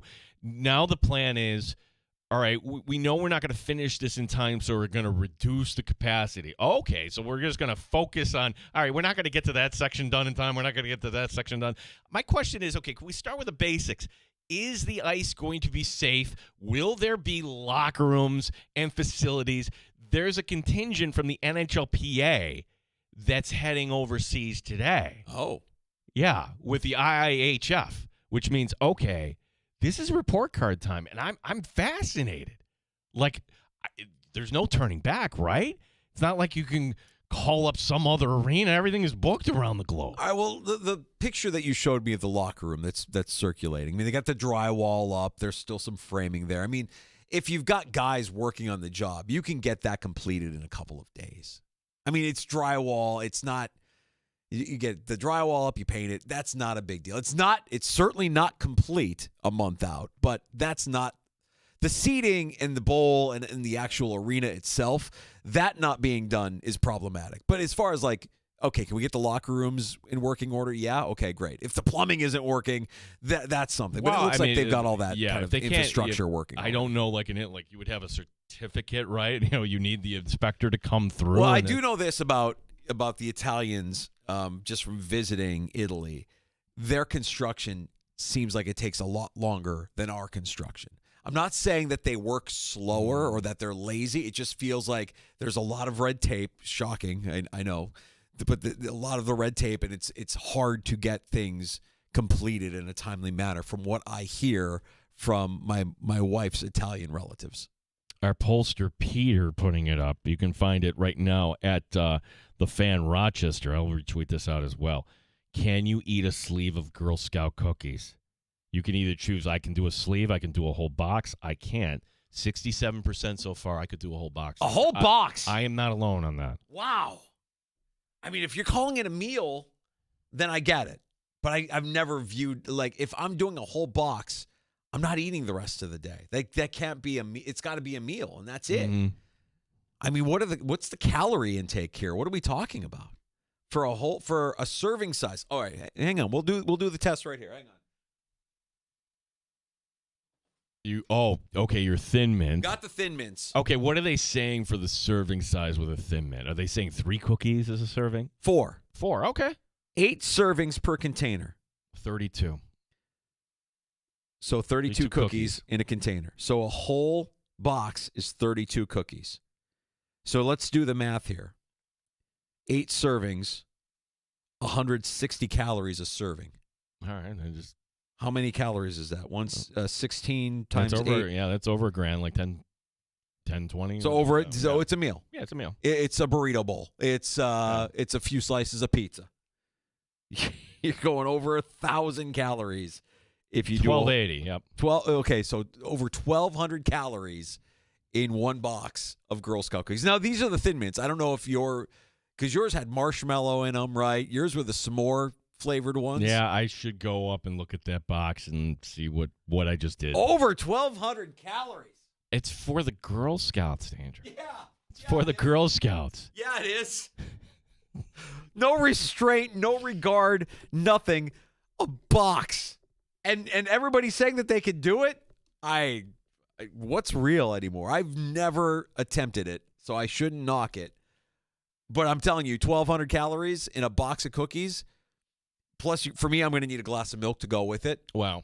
Yeah, so there, I cut the milk out. I had water. We're probably talking, a good 1,400 calories when it's all said and done. I'm done. I'm not eating the rest of the day. I'm not eating a meal. That's a meal. I'm done.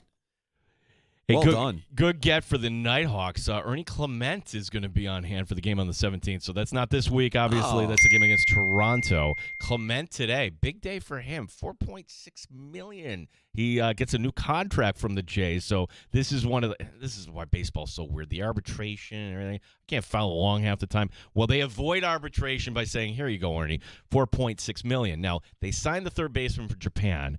That's Ernie's position. Where does he go? The speculation is he would go to second, where Jimenez would go over to short. Bo Bichette, there are so many rumors. Like, he's one of those stars still sitting out there. But right now, it looks like the Jays are kind of bracing for a world without Bo Bichette. Is it a 1 year for It's 1 year. Yeah, when you do this, it's 1 year. Okay. So he could – I know this puts him to another arbitration year, or he would hit free agency next year. I'd have to look that up. Interesting. Okay, good news for Ernie Clement. Great news for the Rochester Nighthawks if he's coming by for a matchup here in a couple of weeks. Nighthawks hosting Buffalo on Saturday night. And if you missed our conversation with Nighthawks forward Thomas McConvey yesterday, you can get that wherever you get your podcasts. Little preview of this weekend's action. A good back-to-back for the Nighthawks with the Philadelphia Wings on Friday night in Philly, and then a return home to Blue Cross Arena on Saturday night. We see the numbers when we have Leone and a Nighthawk player on, and people want the local interviews. Yeah, so. Of course, love our local sports.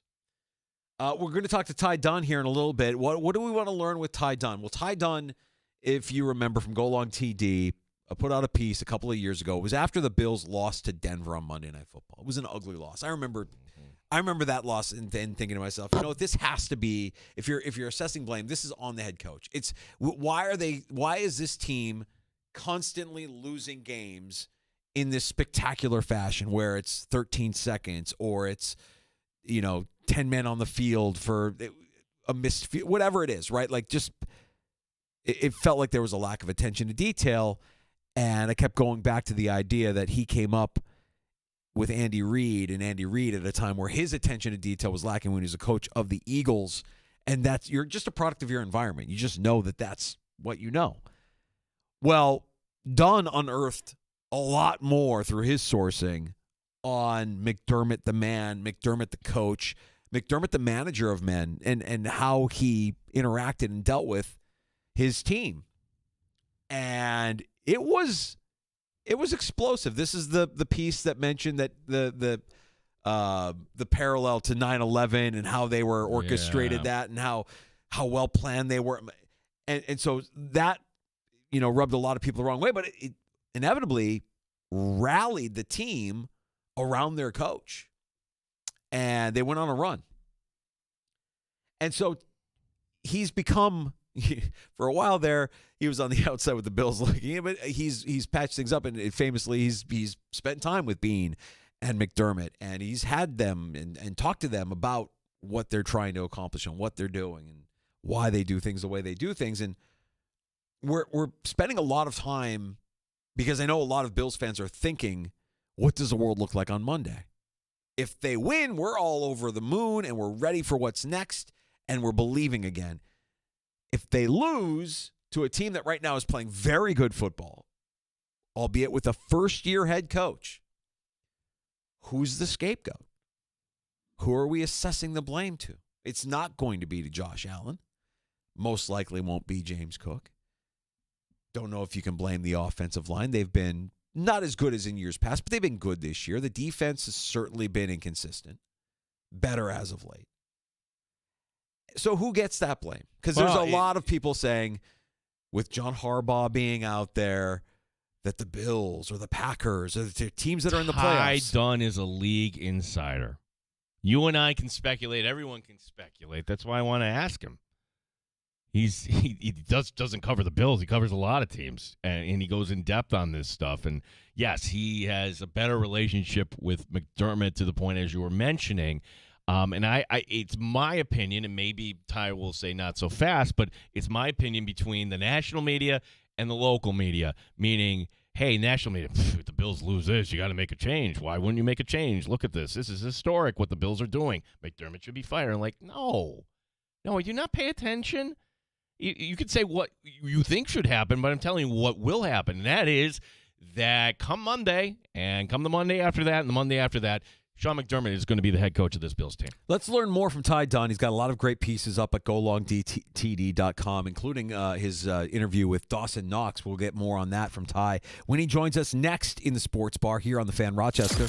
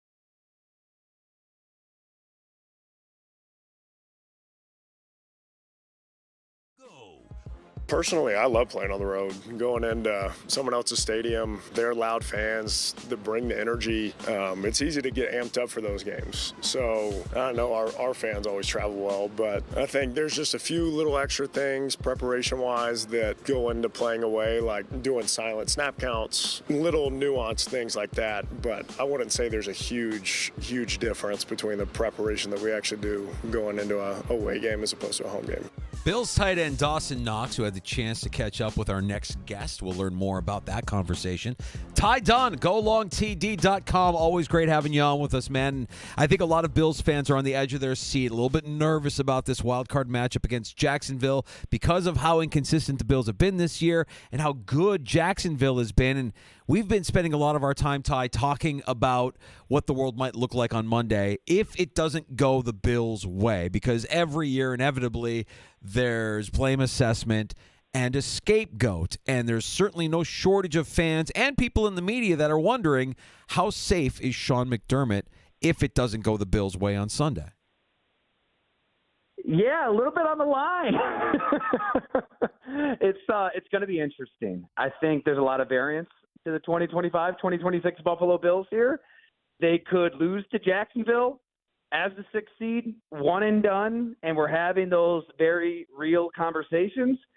I think they could win 3 games in a row and be in Santa Clara. I mean, the AFC is wide open. I think the Bills really know that this AFC is wide open, talking to people in that organization. They see that as a legitimate opportunity, even with, some obvious warts going on here. To answer your question, you know what? Let's look at the history. Unless I'm missing something, I've referenced this a few times. There are only 3 NFL head coaches ever who have gotten to year 9 with the same team and then won a Super Bowl with that team beyond. Hank Stram with the Chiefs, Tom Landry with the Cowboys, Bill Cowher with the Steelers. So whether you want to have those conversations or not, it's a real thing. Things can get stale, and sometimes you got to shake it up. I think they're going to ask themselves those hard questions if it gets to that point. Yeah, I mean, Ty, could it also be the front office? And this is the year where the shine came off of Brandon Beane, whether it was not getting a receiver or not getting the deadline and the whole Darius Slay little flap here. But, on the other hand, we really don't know what's inside the mind of Terry Pegula. So your thoughts on, the job the front office did and moving forward, what this could look like? You know what's crazy? I don't know. Maybe I am taking crazy pills. I love what Brandon Beane has done. I mean, to me, I think you got to look at it big picture. What's been ailing the Buffalo Bills in January? It's the defense. I mean, 4 losses to the Chiefs, 1 to the Bengals. You count it up, that's 40 non-kneel-down drives. They've allowed 22 touchdowns, 9 field goals. They just aren't getting stopped. Only 2 turnovers. They just can't get the ball back to their superstar, future Hall of Fame quarterback. So if you're GM, Brandon Beane, after yet another one of those losses, what in the hell are you going to do? I mean, you got to go get defense. You got to at least try to get your defensive-minded head coach some more options here. Joey Bosa, Michael Hoyt, Larry Ogunjobi. Obviously you have 2 suspensions there. Not ideal. But when Hoyt came back, looked damn good, pops his Achilles, draft 5 defensive players in a row. Some of them have been hurt, but when they've been on the field, there's some promise there. It's not perfect, but I think philosophy-wise, I like what Beane did. And look, you have an MVP quarterback. You've got the rushing champ at running back. And it's not like Josh Palmer just became a bad receiver. I mean, he caught 70-plus balls in the season not too long ago. Maybe it's a Joe Brady conversation. I think some of the passing concepts leave a lot to be desired. Elijah Moore was putting up numbers before he didn't do anything with the Buffalo Bills. So that could be a conversation. You could have a Sean McDermott one. But Beane has not been perfect. I won't just kind of gloss over some obvious failures at times, but I think big picture-wise, he has done the most for Josh Allen. Get him an offensive line, try more stuff at defense. And you know that he has that Midas touch, and he can work with what's around him. Do you think there's anything to what I think some are perceiving as a slight that McDermott is mentioning Jacoby Myers and the idea that he was there for anybody to take at the trade deadline? Jacksonville got them, and the Bills could clearly use somebody like that in their wide receiver room. Is everything okay between head coach and GM? We've always believed they're a package deal. Yeah, I don't think Sean McDermott's just throwing that out there for the hell of it. He knows what he's saying, and he's referenced it multiple times. I mean, Jamarcus Ingram probably wouldn't have even made the Bills roster once upon a time if Hairston would have stayed healthy or Dorian Strong doesn't land on IR. And the way he was talking about losing Jamarcus Ingram, I thought he was going to put on a gold jacket. He's a reserve defensive back through the Darius Slay mishap. Darius Slay wanted to play for the Eagles. And now he's just look at the Bills roster on their website. He's just sitting on the did not report list. So the joke's kind of on him. He doesn't want to play football. Look, that did backfire on the GM, but I don't think it was like as code red, awful as maybe the head coach made it out to be. Same with Jacoby Myers, solid receiver, not Jerry Rice. Where there's smoke, there's usually fire. Ty, it seems like there's a difference of opinion between national media and us locally. And you sit in a unique position. You live in Western New York. You cover the Bills. You cover it nationally. You're a national reporter. So, who's got this right here? Because every time I turn on ESPN or I'm listening to national radio, it seems like Sean McDermott is in trouble if the Bills lose this game. I think that's the big word there is if. It really does hinge on how they perform in this playoff game. What does it look like? Then how do you look in that divisional playoff game? Anything short of a Super Bowl, I do think that some hard conversations would be had. I'm not going to sit here and say it's an ultimatum for Sean McDermott. I don't think anybody really knows what Terry Pagula is thinking here. Probably lying if they say for sure, like, oh, if he doesn't win, he's fired. But I'm not going to say everybody's safe, everybody's back in 2026, no doubt about it. Like, there's a reason everybody in the NFL is judged by their playoff performance. When you've got a Josh Allen, when you've got the quarterback figured out, nothing in the regular season really matters a hell of a lot. Who cares that they lost to the Falcons and lost to the Dolphins and won some thrilling? It's been all about January. I think we all said it when they lost to the Chiefs in the AFC Championship game. All right, they lost. It's heartbreaking. Hit the simulate to January button because nothing really matters until you get back to the playoffs. Like, the real season begins right now. They could win Sunday. They could win the next weekend. They could win the AFC Championship game. They could be in the Super Bowl. And then, they could look back at all the reports and laugh and say, oh, everybody was always safe. I don't know, though. I do think hard conversations will be had. If they lose this game, I don't know who would get fired. I don't know when they get fired, but I don't think it's no doubt about it. Everybody's safe.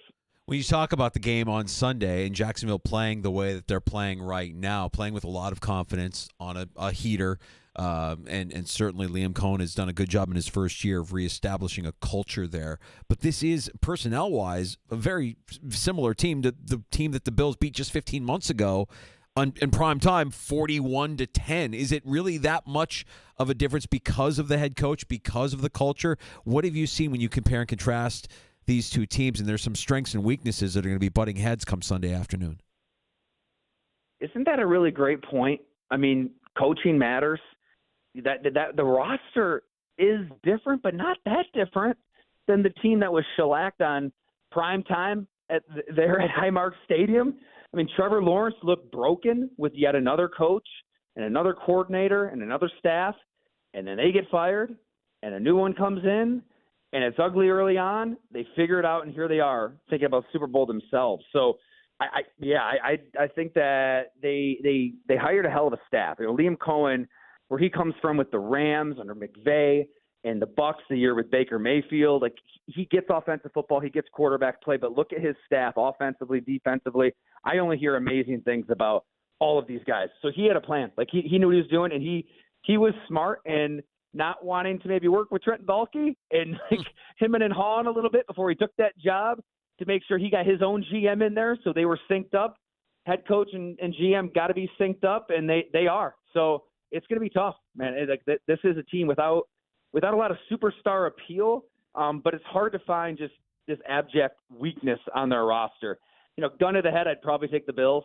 I just feel like Josh Allen in a wild card game takes over, has a game kind of like you saw maybe against the Buccaneers where, it's not perfect, but he's capable of just going full psycho mode. For one game, I feel like he does exactly that against Jacksonville. Ty Dunn, golongtd.com, the website. You're just leading me to my next question because this wasn't the best season in comparison to last year for Josh Allen. I mean, heck, mid-season where he's giving quotes about how his grandmother telling him to smile more. And look, you go, he's got a hurt foot. So, ultimately, can Josh lead this team? Because I'm looking at Josh. Is he feeling the weight of this, kind of like how Bills fans and reporters are as well? If he is, he's doing a good job hiding it. He had his press conference yesterday. I was standing right there. He was asked about legacy kind of stuff. No Lamar, no Burrow, no Mahomes. Do you feel pressure? And he did a good job. Hey, and he's right. It is a team game.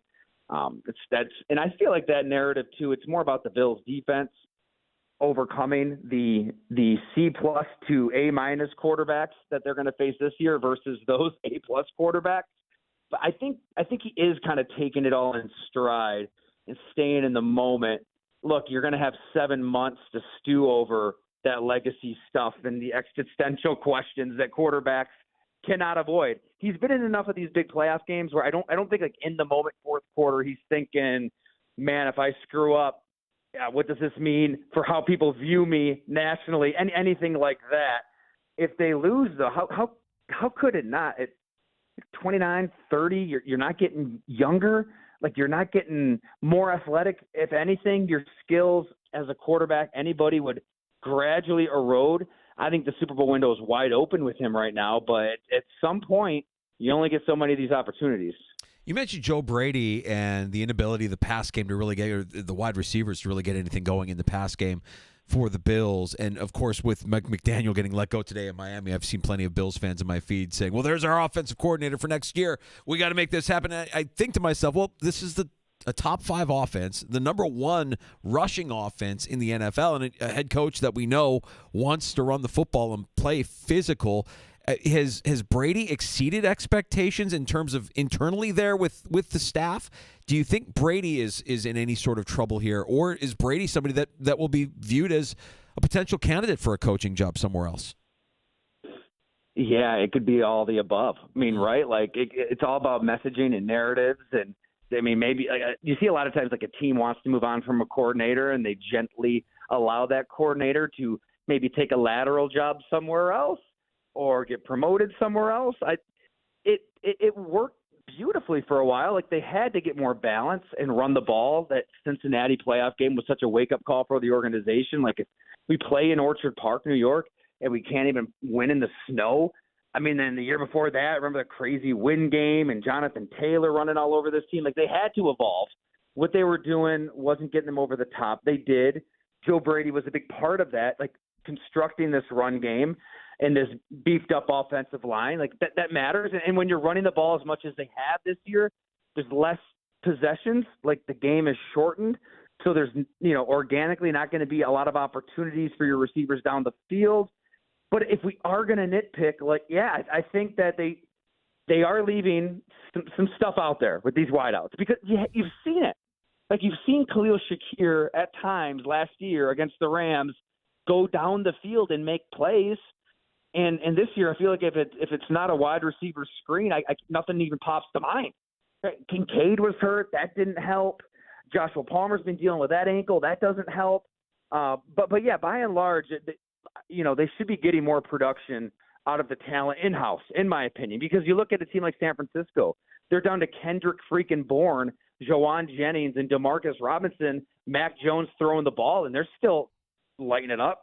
I mean, if you can get the right innovative, cutting-edge offensive coach, you can take advantage of the weapons that Buffalo does have already. Ty Dunn from Go Long, our guest here in the Sports Bar. Ty, if the Bills are going to get to the ultimate game here, I think the mental part of it is so big because they're going to be tested. It might be uncomfortable. You're going to find yourself down in these games. You had a chance to sit down with Dawson Knox, and that's somebody who's overcome a lot here in his time in Buffalo. If you can tell us what we can go read here at Go Long. Absolutely, yeah. His brother tragically died, and then he welcomes his daughter into the world. I can't imagine the highs, the lows of all of that. In addition to this being his 7th playoff push here, he's lived the defeats. He's overcome, even just taking flack online from fans. He said early in his career it was paralyzing. He's kind of learned to delete social media completely and just stay in the zone. I think he's in a good place. I think the entire team could take that perspective into this playoff push. Ty, it's always great catching up with you, man. Enjoy the weekend. It's going to be a lot of fun, and we look forward to talking to you again real soon, man. Hey, thanks so much, fellas. Always love chatting. You got it. Thanks, There's Ty Dunn. Check out his work, golongtd.com. Some great Bills coverage from Ty. Yeah, and this is why, we invite people on like Maggie and Ty, and did they say everybody's safe here? No. They didn't. They did not. I guess then the question becomes, do you have an owner that feels it the way the fans are feeling it? Do you have an owner that would view it as unacceptable as we would view it if they were to lose on Sunday? Or is the owner, history would show us that the owner is more than fine with just these results. We're doing well. Let's have a champagne toast. Don't want to have to fire anybody if I can avoid it. If I don't have to fire anybody, that would be a good thing. Now, Kim, different. Kim was blowing people out left and right. Terry, he's a little bit slow on the trigger finger. But this is what we don't know, and we won't know. Yeah, we'll never know how this would have looked even up to this point. If Kim was still in that co-managerial position with her husband. I'm sticking to my guns, Danger. You think he's safe? Yeah, I agree. I think that fans have every right to be as upset as they want to be if it doesn't go their way. You have every right to question it. You have every right to be frustrated, to look at it in for what it is and say, we've got this amazing unicorn of a player that we are blessed to be able to watch every single weekend, and we're just not getting the most out of it. But Dunn's right, and he had the same observations we did in regards to McDermott in some of his comments, how is that relationship between McDermott and Bean right now when McDermott's going out of his way to talk about Jacoby Myers, when he's really pumping the tires instead of towing the company line on Jamarcus Ingram? Mm-hmm. Where there's smoke, there's fire. Yeah. There's probably, at minimum, it's some ribbing, right? If we didn't have this guy, that didn't report, we would be in bed. If you would have done your job, we would still have this, whatever it might be. There's probably something there. There's probably something there. To the extent we won't know, but yeah, he ain't happy. He ain't happy with the way that's worked out. It's happy hour. We got to get to your calls if you would like to join us. 585-866-4FAN is the phone number. Lots to unpack from Ty Dunn at golongtd.com, who just joined us. Maggie Gray, Maggie and Perloff, who joined us earlier this afternoon as we continue to look and preview the Bills and the Jags coming up here Sunday on the Fan Rochester. Pre-game coverage gets underway at 9 o'clock. More next on the Fan. You're listening to the Sports.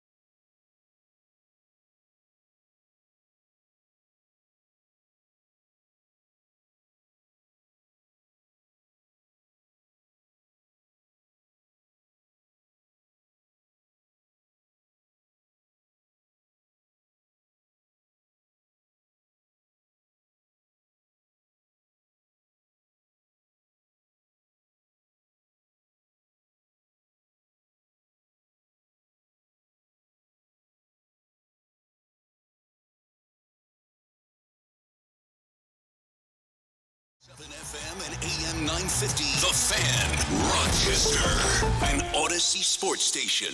The Fan Rochester Sports Update. 4 players not practicing again today. Terrell Bernard, Josh Palmer, Ty Johnson, and Maxwell Harrison. The Jags have an impressive passing attack. Christian Benford is up for the challenge of going against Trevor Lawrence. He's a great player, you know what I'm saying? He's developing a lot, lots of reps in the league, becoming more mature in the game, smarter and better player, so he's a great player. Coverage begins Sunday at 9 a.m. here on The Fan Rochester. Another coach fired today. Mike McDaniel is out with the Dolphins. That's now 8 teams looking for a head coach. The Buffalo Sabres taking on the Rangers tonight in New York. The Sabres looking to make it 12-13. Our coverage will begin at 7 o'clock. College football semifinal tonight. Miami taking on Ole Miss in the Fiesta Bowl. Gene Battaglin, the sports leader, 95.7 FM and AM 950, The Fan Rochester.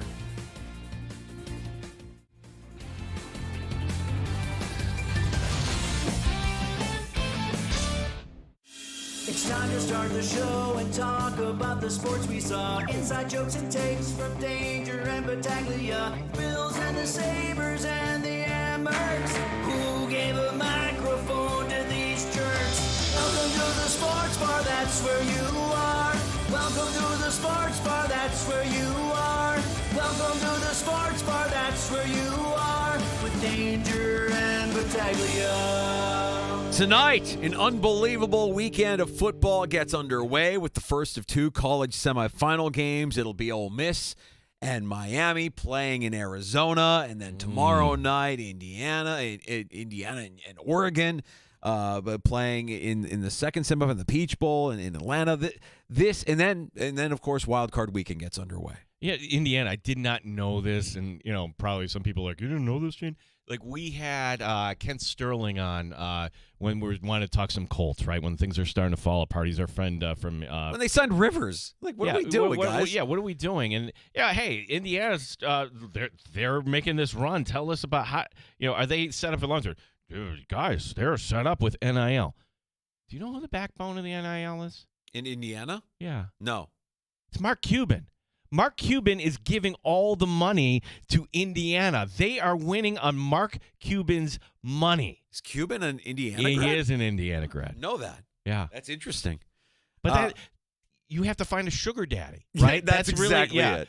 Find a sugar daddy. Not a millionaire, a billionaire. Somebody who will give you millions and not even think twice about it. John Wildhack. Find a sugar daddy. The second a sugar daddy says, you know what, I really want to see, you start like all of a sudden can you imagine a world where Syracuse makes the playoffs? We don't talk Syracuse Orange football. It's possible. Actually, it should happen. The basketball team made a Frozen Four. We don't consider it because we're not in that league. Really? Miami's in that league. They're in the plan tonight. Yeah. That's interesting. I did not know that Cuban was an Indiana grad. That explains a lot. I saw across my feed the notion that the Raiders with the first overall pick will take Fernando Mendoza, and why not poach Cignetti from Indiana while you're at it and bring the coach and quarterback with you to Las Vegas. And didn't Cignetti just sign a new extension like when he was being courted by Penn State? That Penn State got a lot of college coaches paid. I don't know if I'm Cignetti that I'm making the jump to go work for that kook, Mark Davis, with the Raiders. Well, I think I'd take Cuban's money. I don't know if you heard of this or not. Tom Brady's actually involved in the search. Oh, Tom Brady! Tom Brady's going to show up, and you're just going to melt and say, yes, Tom. Oh, it would be an honor to work for you. Yeah, would you rather work for Mark Cuban's money or for that kook Mark Davis? I don't know. You're set up in Indiana. I think he's in a good spot. Yeah. And what I like about what we have left with these 4 teams, these 4 coaches, they're all psychotic in their own way. They're just psychotic. It's entertaining as hell. I can't wait. It gets underway tonight with the Fiesta Bowl. And then, of course, Super Wild Card Weekend. And around the NFL today, another opening with Mike McDaniel. Oh, no. I wanted him to stay in Miami. 2 reasons. One, yes, the Dolphins beat the Bills this year, but come on, they weren't ever going to get by the Bills in the standings at the end of the year with that head coach. Number 2, Danger, he didn't give us quotes that were good. He gave us gold. He gave us not 1, but 2 Take of the Year finalists. He really did. And it's surprising to me that, well, it's not surprising to me because if you connect the dots now and you believe the Josina Anderson report that the Dolphins were the team that had a coach that expressed interest in Harbaugh, that probably led to a conversation between Stephen Ross and Mike McDaniel where it was like, hey, do you want me or not? Am I your guy? Because if I'm your guy, what gives? And today it was announced, and Mike McDaniel with a statement that was released by the team, he is gone. And honestly, like in the last 12 months, it just sounded to me like this was a guy who lost something off of his fastball or is altered or is just ready to end his time there. When you're considering that during the preseason in training camp, this is what we got out of Mike McDaniel. You should stand corrected. Good morning. False. Great morning. Let's go. Why great? What makes this one great? Because we're another day closer to death. What? I mean, wow. If he's being funny, I mean, we've heard him. He's charming. When he first got hired, like, this guy's funny. He's got a personality and a charisma about him. We know he's a smart guy. Maybe he relates to today's athlete. Yeah. But to say there's so many things you could say other than we're one day closer to death. No, it's a great day. Why? Look, the sun is shining. We're here. We're ready to play football. Yeah. This is unbelievable. Can you believe that we're here to do this again? No, we're one day closer to death. Oh, Coach, is everything okay? Blink twice if you need help. And then, I don't know. I remember this game. This game's actually against the Patriots. This is early in the season where the Dolphins had 3 penalties to take them and then long distance, and then they blow a game at the end. I like my head coach to be a little bit more articulate than this. To win games, you have to win the game, not lose the game, honestly. And that is how you lose the game. You're moving the ball down the field. You're 1st and 10, and then you find yourself at 2nd and 20. That was critical. Mike McDaniel. The only excuse would be he's so pissed off in that moment that he doesn't know. Words are escaping him because he's fuming. Yeah. And I'll accept that. Maybe that's what's going on there. But man, it feels like just the way he presented himself outwardly. Time out. You're a head coach. That's a position you can't let emotions override you. You have to be presidential. You have to be presidential, and there's like a 15, 20-minute cooling off period. You just can't lose your train of thought like that, but continue. No, I exactly what I'm getting at. He came into this position as somebody that was highly regarded and thought highly of, smart, funny, personality, and this last year, I was like, I worry about the guy. We're one day closer to death. So he gets out. The Dolphins move off of Mike McDaniel, which now opens the door to speculation as to whether or not that'll be John Harbaugh's final destination. You have flexibility there. You can pick your own GM. He'd be nuts to go down there. Well, to quote Lee Steinberg, Super Agent, who joined us yesterday, what does he value? And climate could be a part of it. Could be. Money could be a part of it. The Dolphins could say, here you go. No taxes could be a part of it. Stephen Ross is a jock sniffer, okay? That's who he wanted Jim Harbaugh in the worst of ways. And Jim Harbaugh was like, oh, no, I'm going to stay here in Michigan. It was good for Harbaugh that he did that. But will his brother be able to resist the overtures? Because that is number one, as they used to say in radio, number one with a bullet, for the Miami Dolphins going up. Honestly, Atlanta is a better spot because you have the talent already there. You have a winnable division. You don't have to deal with Josh Allen. The Giants are not a bad spot. You have something you could work with at quarterback and some pieces around you, whether or not the GM is right. It would have to be for money and for, I guess, long-term security, because to me the Dolphins isn't a one-year quick fix here. You're not going to win in Miami in 2026. I'm sorry. What do they do with Tua? Both options are bad, Danger. Option one, you keep him on the roster. Well, okay, that's kind of dead weight there. No coach is going to be there, but that'll save on your cap. You can do some other stuff. All right. You maybe could get to 9 wins next year. No, probably the best way is, hit the bricks, but then you're really taking this massive cap hit, even though you could spread that over 2 years. McDaniel reportedly has been courted by the Browns for their head coaching vacancy. He's also being interviewed by the Lions for their offensive coordinator position. Do you think McDaniel's a head coach? Do you think he wants to be a head coach after seeing how the sausage is made for the years that he was in Miami? Or do you think he's more suited now to be an OC for a year or two? I mean, I don't know anybody that says, no, I don't want to be a head coach. I'd rather be a coordinator. Right. I mean, honestly, Danger, if the Browns say you're our guy, he's the head coach of the Browns. And I hope, because for my selfish reason, give me more Mike McDaniel. Yeah. I just view a guy like McDaniel or Robert Saleh or Matt Nagy or any of the names that you're hearing. Like, if you're part of a dysfunctional organization, you're not going you escaping that dysfunctional organization is one hell of a deodorant. And he's escaping a dysfunctional organization right now. And he could certainly rehab his image and, any questions you might have. If he were to go to Detroit with the weapons that they have and the offense that they have, yeah, that would be fun to see. I would hate to see it for selfish reasons, but I think that would be fun for Detroit. If he were to go to the Browns, I think it'd just be more of the same. More kind of dysfunction and McDaniel wishing death one day closer to death if he were to go to Cleveland. Brian Flores, his name is popping up everywhere. He's going to interview with the Ravens in their head coaching job. Matt Nagy, also offensive coordinator for the Chiefs, will be interviewing with the Ravens on Sunday. Kevin Stefanski today in Vegas interviewing with the Raiders. And I mentioned Robert Saleh, defensive coordinator of the 49ers. He'll be taking interviews with the Titans and the Falcons. They've requested to interview the former Jets head coach. You're always welcome to join us here in Happy Hour, 866-4FAN, 866-4326. Brad in Rochester. What's up, Brad?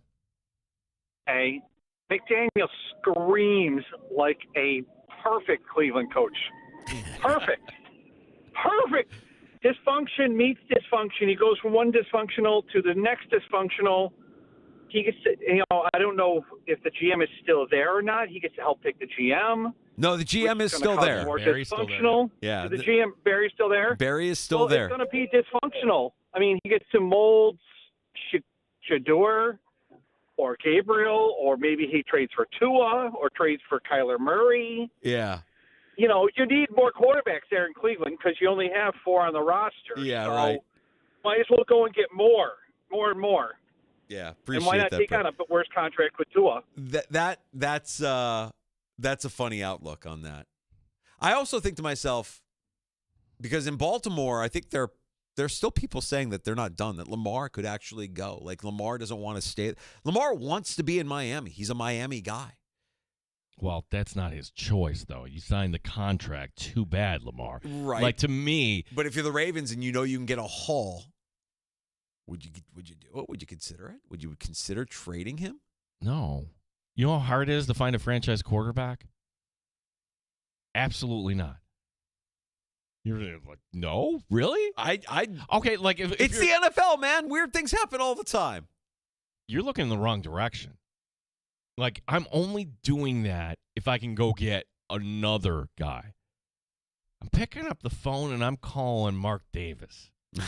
That would be the one. Like, hey, you want Lamar? Give us the number 1 overall pick. Something like that. Mm-hmm. Where, all right, the Raiders would have the cap room, and you're getting to build around something. Now, Mendoza, he's not. For sure. There's some divided opinions that say, no, this guy ain't it. We'll watch him tomorrow night against Oregon, and, his stock shouldn't rise or fall based on one game, but ultimately it will.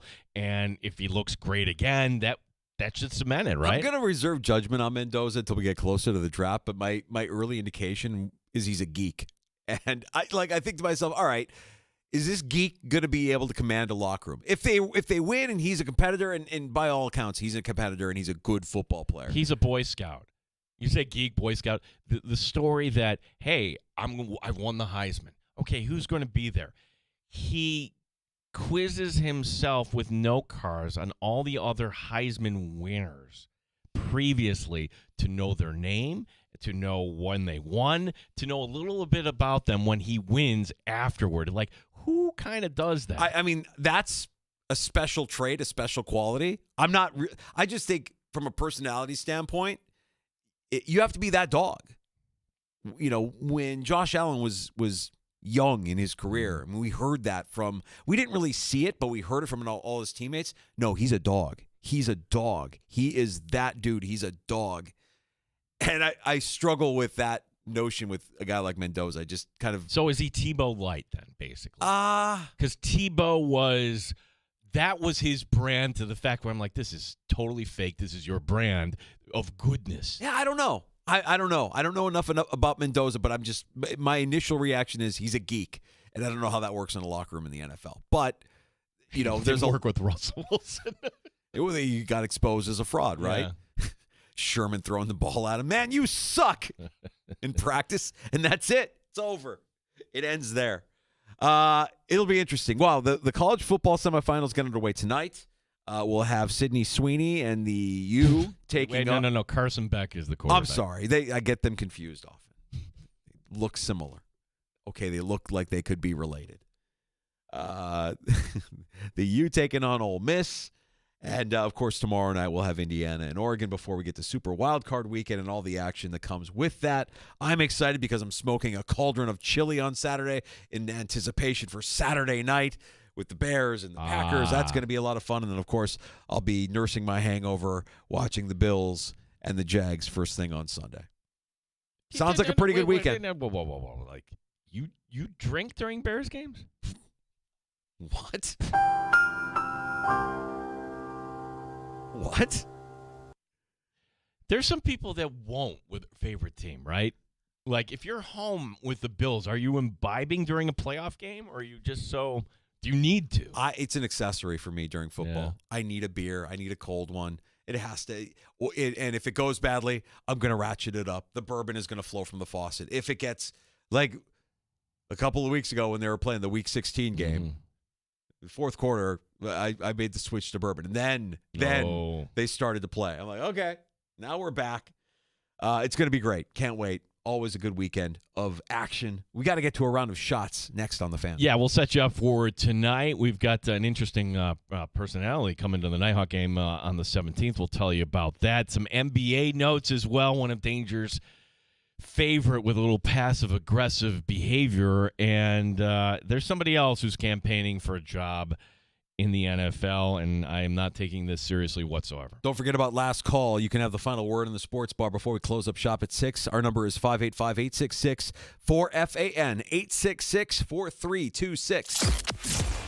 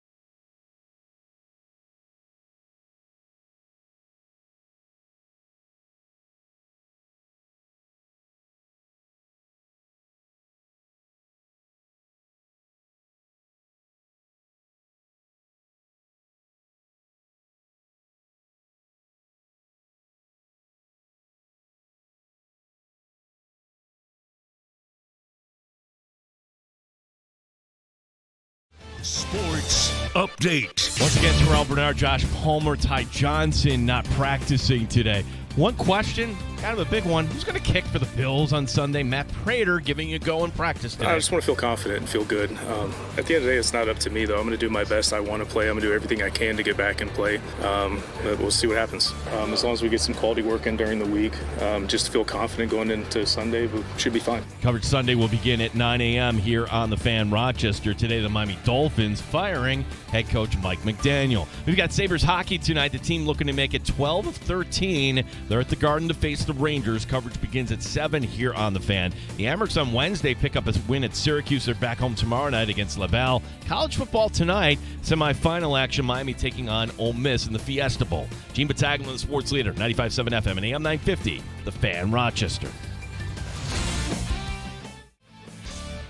Listen to the Sports Bar with Danger and Battaglia on Apple Podcasts, Spotify, or wherever you get your podcasts. The Fan Rochester.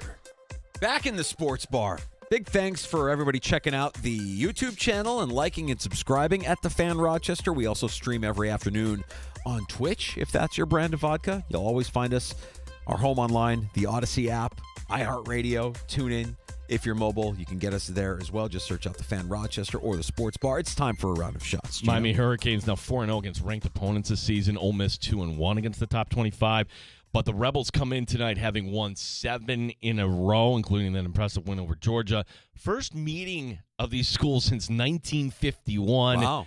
7:30 kickoff time tonight, so they say, at Fiesta Bowl on ESPN. Miami right now favored by 3.5. I have a lot of hope for Sydney Sweeney tonight, behind center for the Miami Hurricane. I can't unsee it now. I think I'm going Ole Miss. Really? I think there's something about Ole Miss and the undercurrent of the coach leaving, of Kiffin leaving, that makes me think, they're playing pissed off. Yeah, like coaching. But then you remove yourself. If you have a rallying cry, it's a powerful thing. It's major league. It's the owner trying to sell the team, and your every win you eliminate a section of clothing. Right? Like it's having that rallying cry in the locker room or the clubhouse that you all buy in on, and nobody thinks we're supposed to be here. Our coach left us. Let's give the entire world a giant S sandwich and see what that tastes like. And that's what Ole Miss has been doing. Like I love their story. As fun as the U is Irvin on the sideline. I mean, how many cutaways to Irvin tonight are we saying? Over under 25? Is that a high over under? I think I go under on that, but you think so? Yeah. Man, that guy got more screen time than Carson Beck on New Year's Eve. I mean, is Eli going to be on the sideline tonight for Ole Miss? Oh, I mean, you could have look tonight.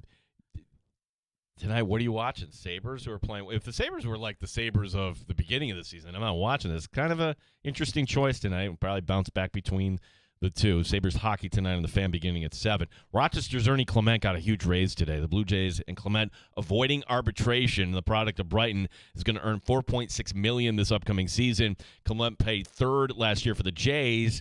That's not going to be happening this year likely. Kazuma Okamoto is signed from Japan.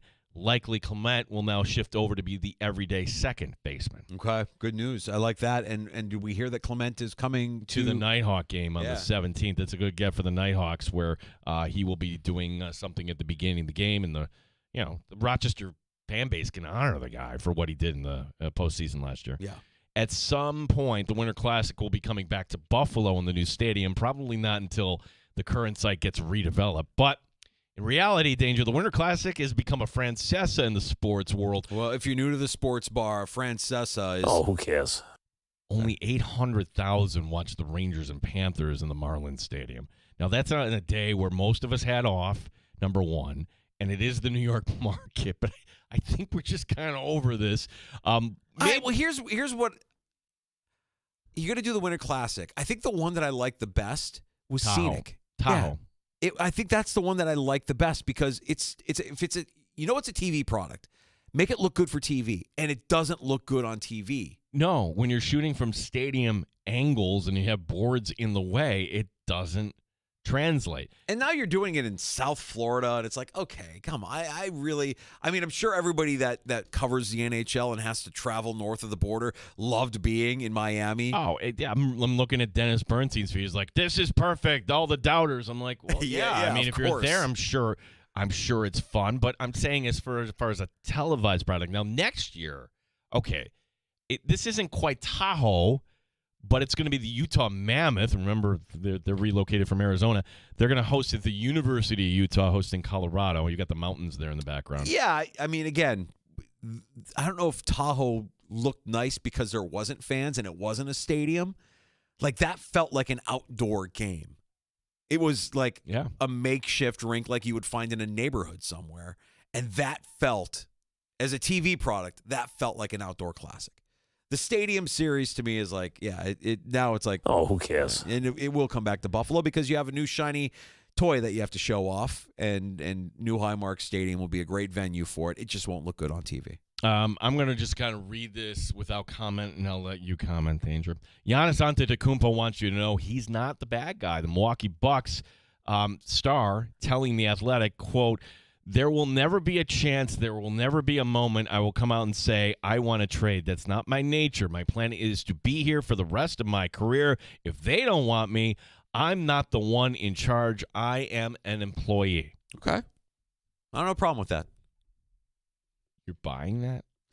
Am I buying it? I didn't say. I it. mean, if he truly, and look, based on what he said in the past, I actually think he views himself as an employee, right? Like he says, you go to work every day. Is every day a failure? If you go to work, did you get the promotion? Yeah, yes or no? Did you get the promotion this year? Right. So I mean, that's just the way he's wired.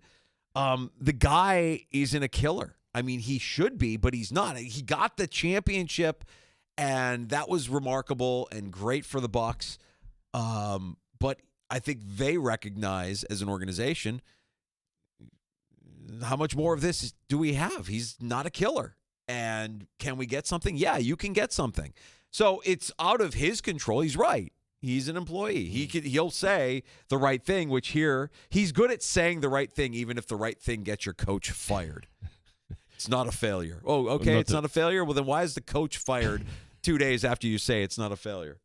That's not a promotion. In fact, that's the complete opposite. Trae Young was sitting in street clothes on the bench for Atlanta last night. He was hurt.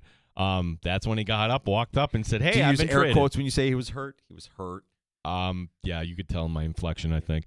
Hawks trading the guard to Washington. Young in his fourth year of a 5-year, $215 million deal. C.J. McCollum, Corey Kispert go to Atlanta in the trade. Here's my take.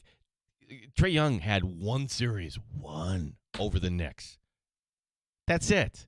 This is addition by subtraction for Atlanta. Yeah, but when he's on, he's fun. But he's going to the Wizards. That's the thing. It's like, really? That's how this worked out? That's the pit of the league, right? It's basketball purgatory. But good luck. Yeah. Change of scenery. We'll see. Calling him one of the elite minds in defensive football, Stephen A. Smith this morning campaigning for his colleague Rex Ryan. He wants Ryan to become the new defensive coordinator of the Dallas Cowboys.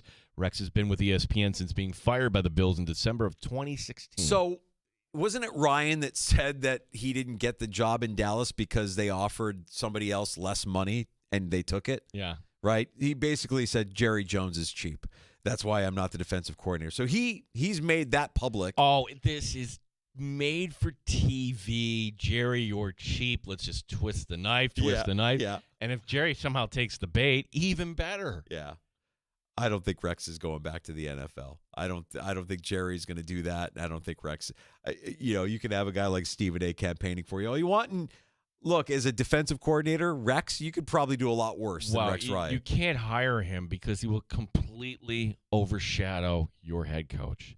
Rex is the biggest star in that coaching staff. You can't bring him in to be the defensive coordinator. I think Rob is the bigger star, actually. Rob is the rock star. He comes in with the hair. Large and in charge. Yeah, he's the star. Rex is actually more even keel and more measured. Rob is the star that you have to watch out for if he starts bringing in his guys for the defensive side of the ball. I don't see it happening.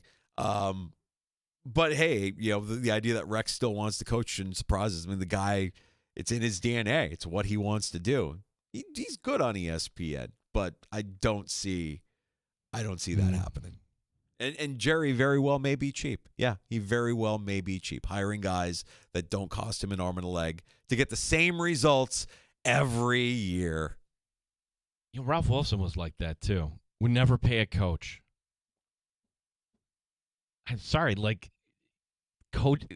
Some sports it doesn't matter. Where as do much. you draw the line? Because look at a team like the Raiders that are paying 5 of them or 4 of them or whatever it is, right? Like, it's if you value money, I'm not a financial planner or advisor, but I would imagine that paying 4 guys to do a job that they're no longer doing is not sound financial advice. Do you want to win a Super Bowl before you die? Well, or is the ultimate goal, bottom line? According to Jerry, I mean, you saw his quote on this, right? Yeah. I want more Super Bowl rings than anyone before I retire. Jerry, you're not going to live to 150 years old, Retire. pal. That's the funniest part of there. Not the Super Bowl is retire. You're going to die. When do you retire? I die in this chair. That's right. He's not retiring. That guy's not leaving. Ugh. Unbelievable. We got to take a break. We have time for your calls. Last call. Next, you can have the final word in the sports bar at 585-866-4FAN. 866-4326.